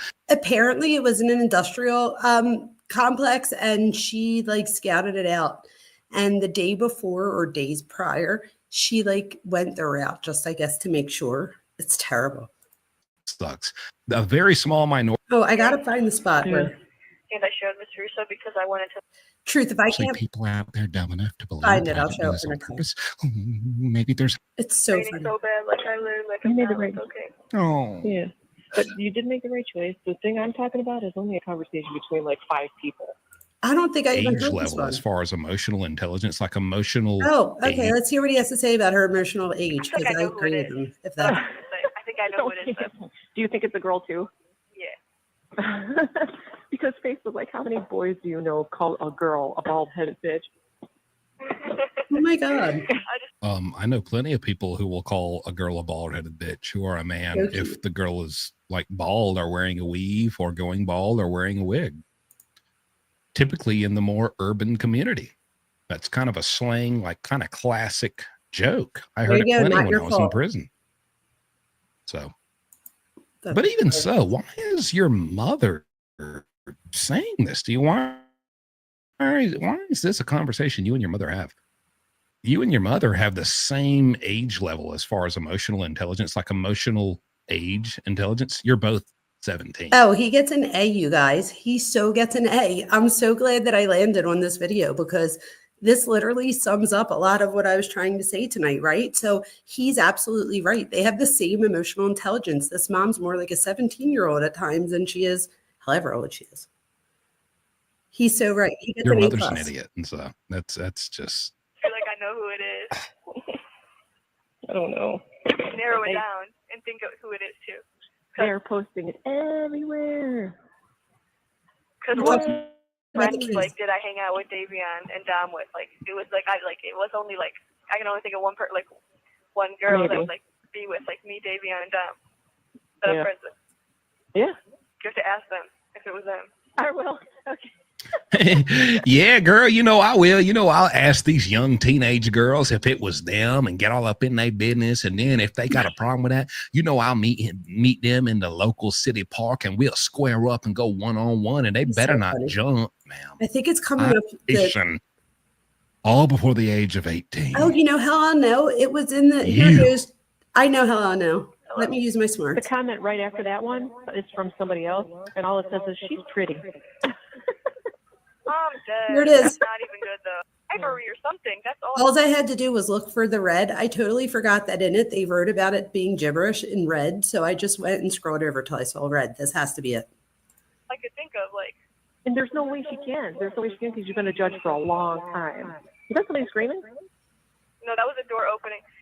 In here, so at the juvenile facility, how we just have to like sit down all day and we're not allowed to walk around. You can just walk here.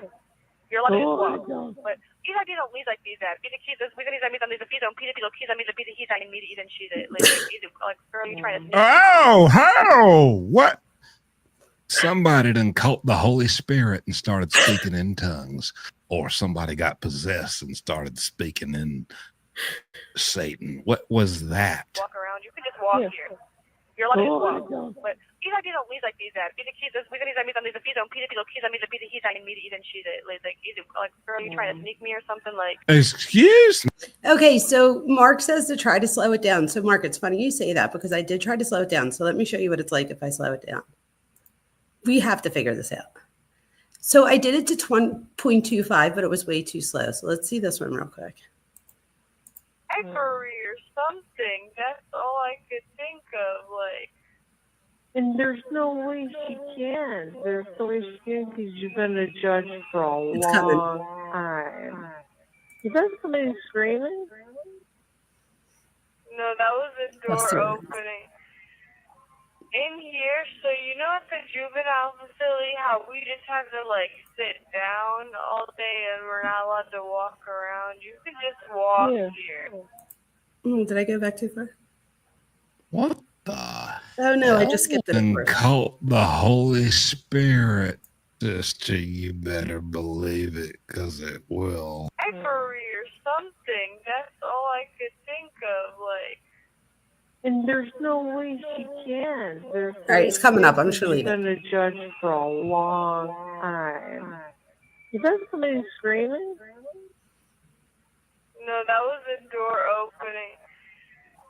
In here, so at the juvenile facility, how we just have to like sit down all day and we're not allowed to walk around. You can just walk here. You're allowed to just walk. But these ideas don't lead like these that. These kids, we can these ideas on these fees on Peter little kids. I mean the busy he's I and me even she's like either girl you trying to. Oh! He's actually just as funny in 0.5 speed. He's funny. So Mark, I'm gonna have to go back and like listen to that 15 times to see what it says. True said maybe after 2 gummies. What? Somebody done caught the Holy Spirit and started speaking in tongues, or somebody got possessed and started speaking in Satan. What was that? Speaking in Satan. You can just walk here. You're allowed to just walk. But these ideas don't lead like these that. These kids, we can these ideas on these fees on Peter Pilo kids. I mean the Peter he's I and me even she's like girl, you trying to sneak me or something like. Excuse me. Excuse me. Excuse me in your language. Excuse me. Excuse me. I don't know what you said. How much of what I said you don't know about it all. Excuse me. What the hell was that? How does she just even his faces are funny? Just do that. That's somebody screaming? No, that was a door opening. In here, so at the juvenile facility, how we just have to like sit down all day and we're not allowed to walk around. Somebody decipher this. You're allowed to just walk. But these ideas don't lead like these that. These kids, we can these ideas on these fees on Peter Pilo kids. I mean the Peter he's I and me even she's like girl, you trying to sneak me or something like. Hitty-bitty, hippy-jeebies, jeepers creepers, heebie-jeebies, itsy-bitsy, teeny-weeny, yellow polka dot bikini. That's all, folks. What did you just say, ma'am? You're scaring me. You speaking in you just conjured a demon. His face is so funny. Shrilla Bub. You just conjured Shrilla Bub. The demon. Yeah. His face is so funny. He's like, what's happening? Well, you should have to sit down all day because that's bad for your butt and stuff. I don't like that. Corporal. Well, I want to ask him if I can like. Well, honey, I don't want you sitting down all day. That's bad for your butt, and honey, you know, you already don't have one. You ain't nothing but tailbone and tendons. All right, you understand me? Stand up, do a couple squats. Because it's my 7 days is over, and I'm not like mentally ill. Are you sure? Well, hold on. Because I got a high profile case. I don't know if I'm going to be on the floor. I don't want to be on the spot. Like, all right. I'm on general population tonight. What? You are? Yes, I can be with the girls. On that 7th floor or where? I don't know. She said I'm probably getting moved in the next couple. She wants that pickle. She wants that sausage. She wants that phallus-shaped food item.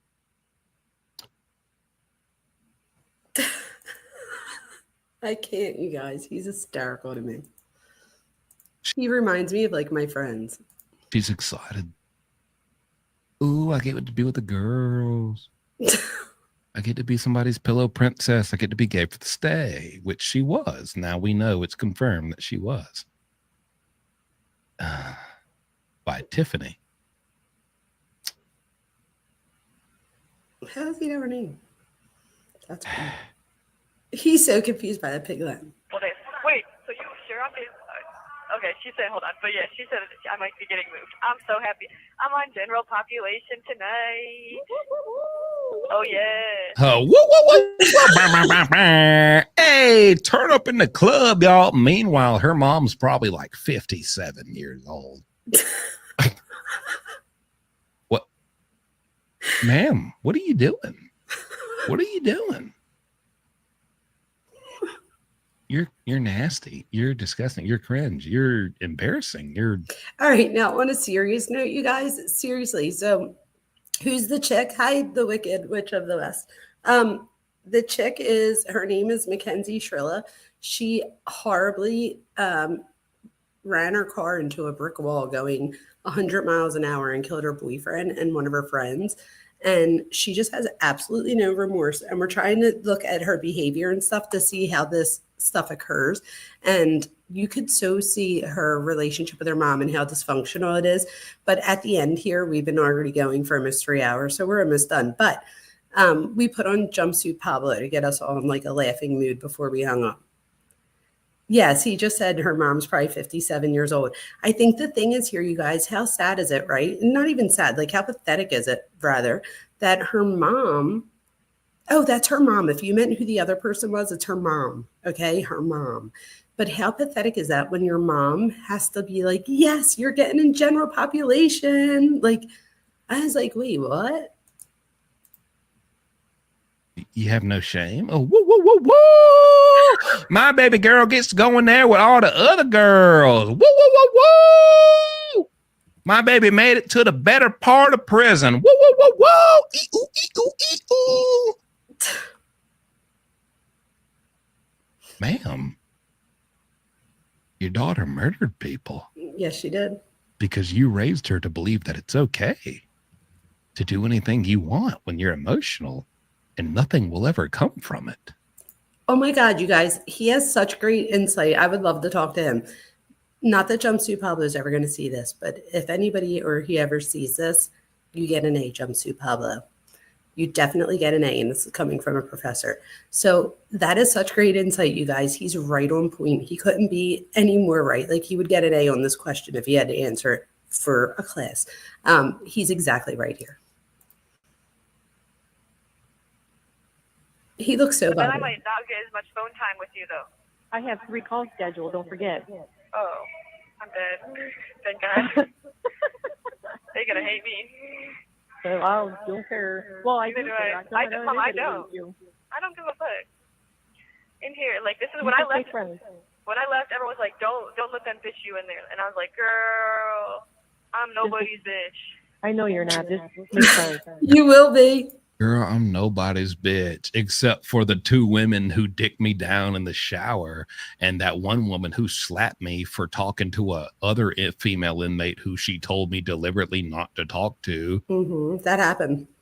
But other than that, I'm nobody. I'm their bitch. But other than that, I'm nobody's bitch. What you talking about? You think somebody's going to run up on me and mess with me? I'm 5'0", 67 pounds. You think somebody gonna mess with me? Girl. Tell me yeah, what's ATV sending me hella long messages. I'm gonna read it to you. Oh my God, that's no. maybe it is. Yes. She says, "Oh no, my phone froze in the last message, but yeah, I worked 9 p.m. to 2 a.m. last night. It wasn't bad. No minors, LOL. I hope the rain holds off because I don't drive or have a car, so I take the bus there today. Your mom said seating is limited 2 rows, so I'd like to be able to be in the courtroom, but I know you have family and stuff, so just know if I'm not in the room, I'm right outside the door This is a fellow inmate, I believe, that just got out. praying for you. I know my son's worried about you today. Even though he doesn't know you, he will get a call today because it's his birthday. Other than that special allowance or something extra, we get 120-minute Zoom visit on So Sundays. she reads us, and then hold on, Man, you need a nutrition coach. Yeah. She does like hella hustling. What she does? Yes, you know what car she drives? No. A Mercedes coupe, and it's cute as fuck, and it's a convertible. Oh my God. I want to be a life coach because have you ever heard of this person who's also a life coach? Guess what car she drives? A Mercedes coupe, and it's cute as hell. Oh Lord! So I want to get me a Mercedes coupe. She don't care about helping people and like doing something for the greater good or use. Just so that I don't want to forget, because clearly it's way late and my medicines weren't off and I don't want to forget to address this. But number 163214 BK, the Wicked Witch of the West says, I mean, kind of wish he'd lie a little about that inmate having a harder time, but still love him. So let me be honest with you. Unfortunately, like I said before, this is what I've grown up with. So I have friends, and I don't know, whatever. I don't care what this makes me, whatever. But I have friends that have done time in jail. One did many years, like Jumpsuit Pablo, my husband's very best friend from like his whole life. And the truth is, because I'm around this a lot, I'm not surprised at that. I didn't think that BK is going to have as hard as a time as people think either. And you have to think why. I haven't really seen any Jumpsuit Pablo stuff on him. I didn't even realize that he covered that case. I thought I've only seen his stuff with Stephen Stearns and now a few with this, but I did not see this one. Like, this is hysterical. So I need to, watch more of it. And I want to look into his Kohberger's. I don't want to say his name, BK stuff. But in my opinion, just from what I know from my experience with my friends and stuff, is that this guy, like, he killed people with a knife, and you don't have access to guns in jail. So the knife, like, think about it. Even if you did have access to a gun in jail, like, you don't, right? So that's not happening. But even if you did, the fact that he picked a knife just makes it so much more psychologically traumatizing, right? Think about how painful that is. He even supposedly asked the girl on Tinder what would be the most painful way to die. And she says by a knife, and he supposedly says a K-bar. If that's true, that's like a Freudian slip, right? So that would even be so freaky. Unfortunately, people in where BK is, you have to remember there's also how many other people there are also there for murder as well.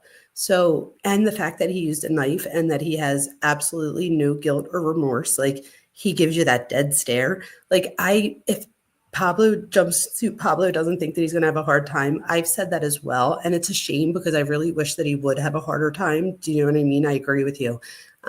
But I just don't know. He doesn't even have the capacity to have interpersonal relationships. So I don't think that this is as much a punishment to him as we would want it to be. It's an inmate. A lot of us can't get that inmate. Oh, that is one thing though. I don't know if but I do think that if BK does have an issue, it's going to be because somebody else that doesn't have an identity. So I feel like he doesn't have an identity. So he tied himself to these 4 victims, Maddie, Kaylee, Zen, and Ethan. So I feel like if anything, if something does happen, it would be because somebody else in jail is tying themselves now to him to be their identity. So it's like when we see the story about BK, the ending is with, Jane Doe or John Doe or whatever. Does that make sense? All right, let's finish this up. Using her experiences to educate people and just deter young youth from murdering people with a vehicle like she did. Truth. No, Yes. well, I heard that's a good little hustle. You can get a Mercedes coupe. Imagine I could drive into a wall at 200 miles per hour. Imagine all the people I could kill with that thing. I can totally see that. Yeah, she's excited to work with you. And she should be. Because you're awesome. I'm so happy I'm on general population. I know, me too. Damn, that was like the longest freaking 7 days ever. It was almost like when you went to there in the first place, when you were just sitting in medical, but like not, but worse. Yes. No, you know what it's like when you guys had to quarantine for COVID? Yes, But at least no, it's worse. Right, because at least you had shit in your room. What? Oh, God. So her mom is conflating. I did not hear this jail call. I don't know why I only thought there were 4 jail calls. I'm clearly behind because I've never heard this. And this was call 2. And I only went to call 2 because in the call 2 that we watched right before this, that's where the mom speaks gibberish. But it still was gibberish. But I found that there's gibberish in a lot of their conversations. This might be like the 4th time or 4th different conversation that I've seen this in. So we have to, if anybody speaks Pig Latin or any form of gibberish and you want to give it a shot, gold star if you get it. I think I have one of them close. I'll keep you posted though. We need to go to the Rock and Roll Hall of Fame. Why? Auntie just went. She's telling me about it. Which one? What auntie? Leslie. A demon, not gibberish. I was there when it first opened. It's all right. It's kind of cool. Wait, you might have been there when you were. Ma'am, are you in, Brave Stadium? Why aren't you voicing? Well, cool. Well, that sounds good. Good. I do too. Oh, yeah. Jeez, man. Who are you talking to? What'd you say? Who are you talking to? My friend. My friend. Oh, okay. My friend. She just, she wants me to meet her in the shower later. My friend. So, Why? I got 2 minutes. Okay. And then your stuff should be coming this week too, right? Everything should come this week. Your commissary, your book. well, there's Her books, her commissary, so she can write her own all about the book. chaos. Oh, yeah. It should all be coming so you can pay your girlfriend what you owe her. Yeah, I got 2 minutes left. Okay, baby. Oh, I guess that's the end of it right there. I love you, Mom. I'm so nervous. I probably won't see you again till court. All right, I think I she'll know. probably just say I love you. But I'm Watch so it. nervous. We are going to be I hope. I have like. Miss Cammie message. She's praying for you and thinking about you today and hoping for the best. Miss Cynthia. No, Cammie, and she said stay strong, and she thinking about you, praying for you. Oh, Cammie. Oh. Yeah, I We love will her. get through this. Okay. Just pray. There's nothing we can do at this point, and then if we'll just take the next step, we'll just keep walking. Got it? Yeah. Okay. For real, if this shit gets framed or if I get Framed? We'll just appeal it. No, I'm saying Did she just say if she gets framed? Stop it. appeal it and get protests going. Yeah, we'll just appeal it and get protests going. Wait, I don't know if this is just another time she talks about protest or if she talks about it more than once. Oh, my God. We'll get the entire city in the streets, right down Main Street, downtown. He is too with funny. pitchforks. Let's hope she doesn't have access to a cell. Oh, now that's Wait, now I have to go back to that in a second. Well, make sure you apologize to me and rebuke her for body shaming others. Make sure you do that. Think for a man in a just like throws me off. He's an ugly person inside, for sure. He's ugly as fuck. So this girl, she called her a lipstick. Like that she was big on the bottom and small on top. That wasn't cool. I did hear that part. Oh, now that's cancelable right there. How dare you look shame and body shame someone? That you should be canceled. Anyway, one foot in front of the other, no matter what, no matter how many steps we have to take, we're going to walk through this journey together, okay? Ugh. And you're not alone, and you're going to Yes, create Mom. good relationships no matter where you are, because that's who you are, and we will get through this. Yeah. Shit. Yeah. I can.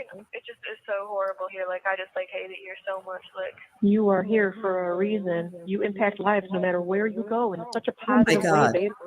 Yeah, man. She impacted them, all right. She impacted the car too. She really anytime that lives are around her, they experience an impact. Yep.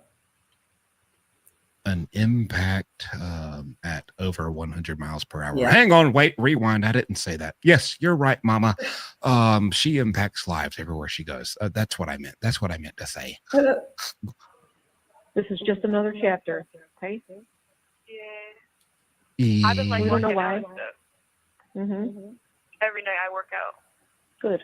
You work out. Like Did she just go from that to every day I work out? That just shows the immaturity, right? So she literally just like skips to the next thing. And then like that had nothing to do with the other thing. to the point where I'd be like sweating out of breath. You be like sweating out of breath. Oh hell no. Wow. Yes. Well, make sure you drink a lot of your water intake is increased. Oh Lord. So foul. Oh Water is Lord. so foul. I get Oh like hell 100% no. from the water. Tell me why. I think the girl in the room next to me was playing in the toilet last night. Like I Ew. swear to God. I swear to God. All I hear. Damn, mind you. Hey, did the mom really say that? The mom went, "Dee." Like this mom is literally trying to be her friend. Her mother is going, damn, whoa. Mind you, her mother is in her late 40s, if not early 50s.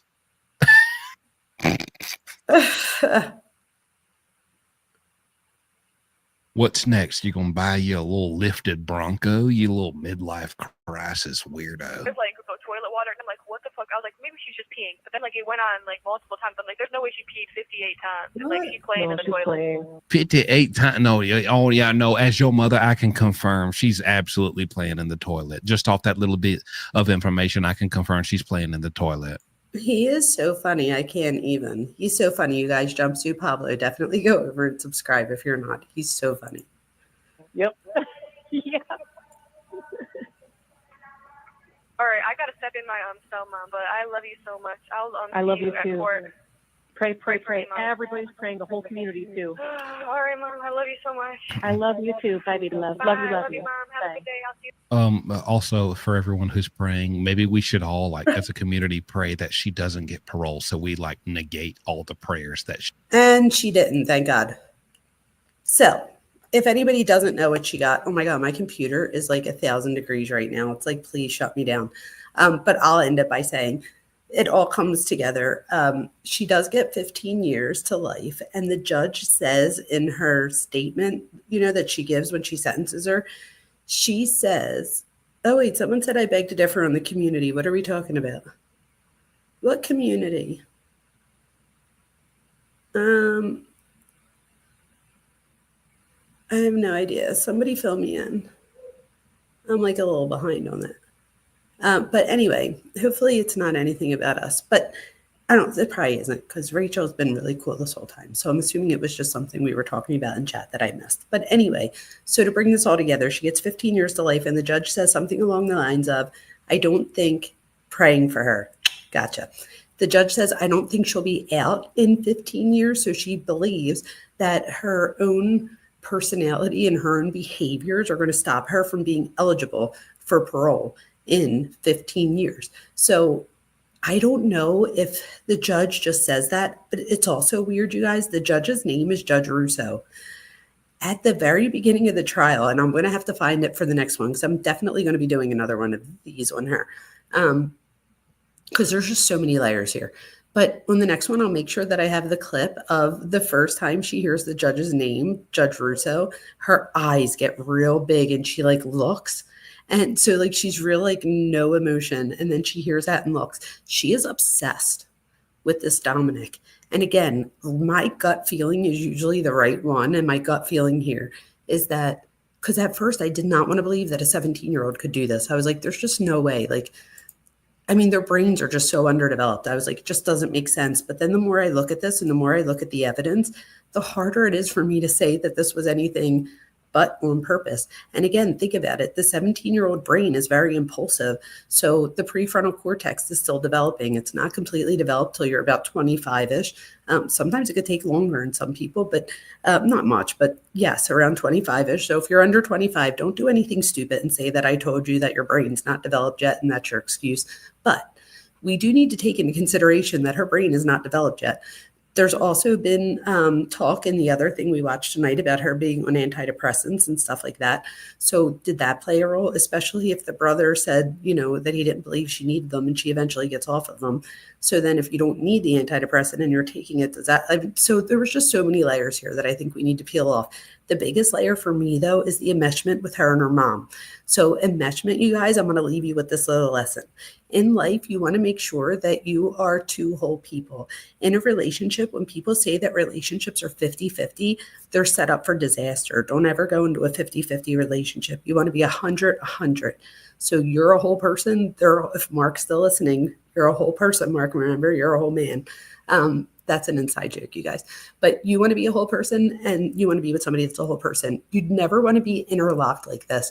When you're interlocked like this, it's more of I need you instead of I want to be with you. So try in life not to need to be with somebody. Try to want to be with somebody. I know in some situations we have to depend on people. So I'm not talking about that. I'm talking about more when you're like dating somebody and you start to feel, you know, if it's happens too quickly, like if it feels too good to be true, it might be. So just back down, you know, back up a little bit. I feel like she was way obsessed. And I feel like her mom, there were ample opportunities here for her mom to jump in, hold her accountable, give her boundaries, rules and regulations, and stop sugarcoating everything. Like, I don't think that I would want to just throw my kid under the bus either. However, in private, I would have been like, listen here, bitch. Like, you need to knock it off. Like, this needs it. But I feel like she didn't get any of that. If you guys listen in the beginning, they kept saying that, you know, you didn't do anything wrong. Like, what is that doing?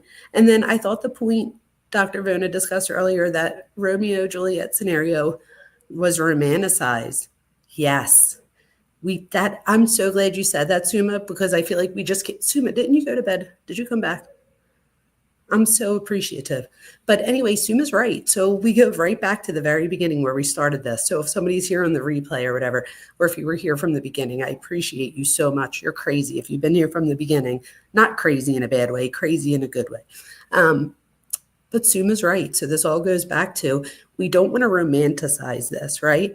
She romanticizes this. For her, it's like, if nobody can have him, not only is it like, if I can't have you, nobody can have you.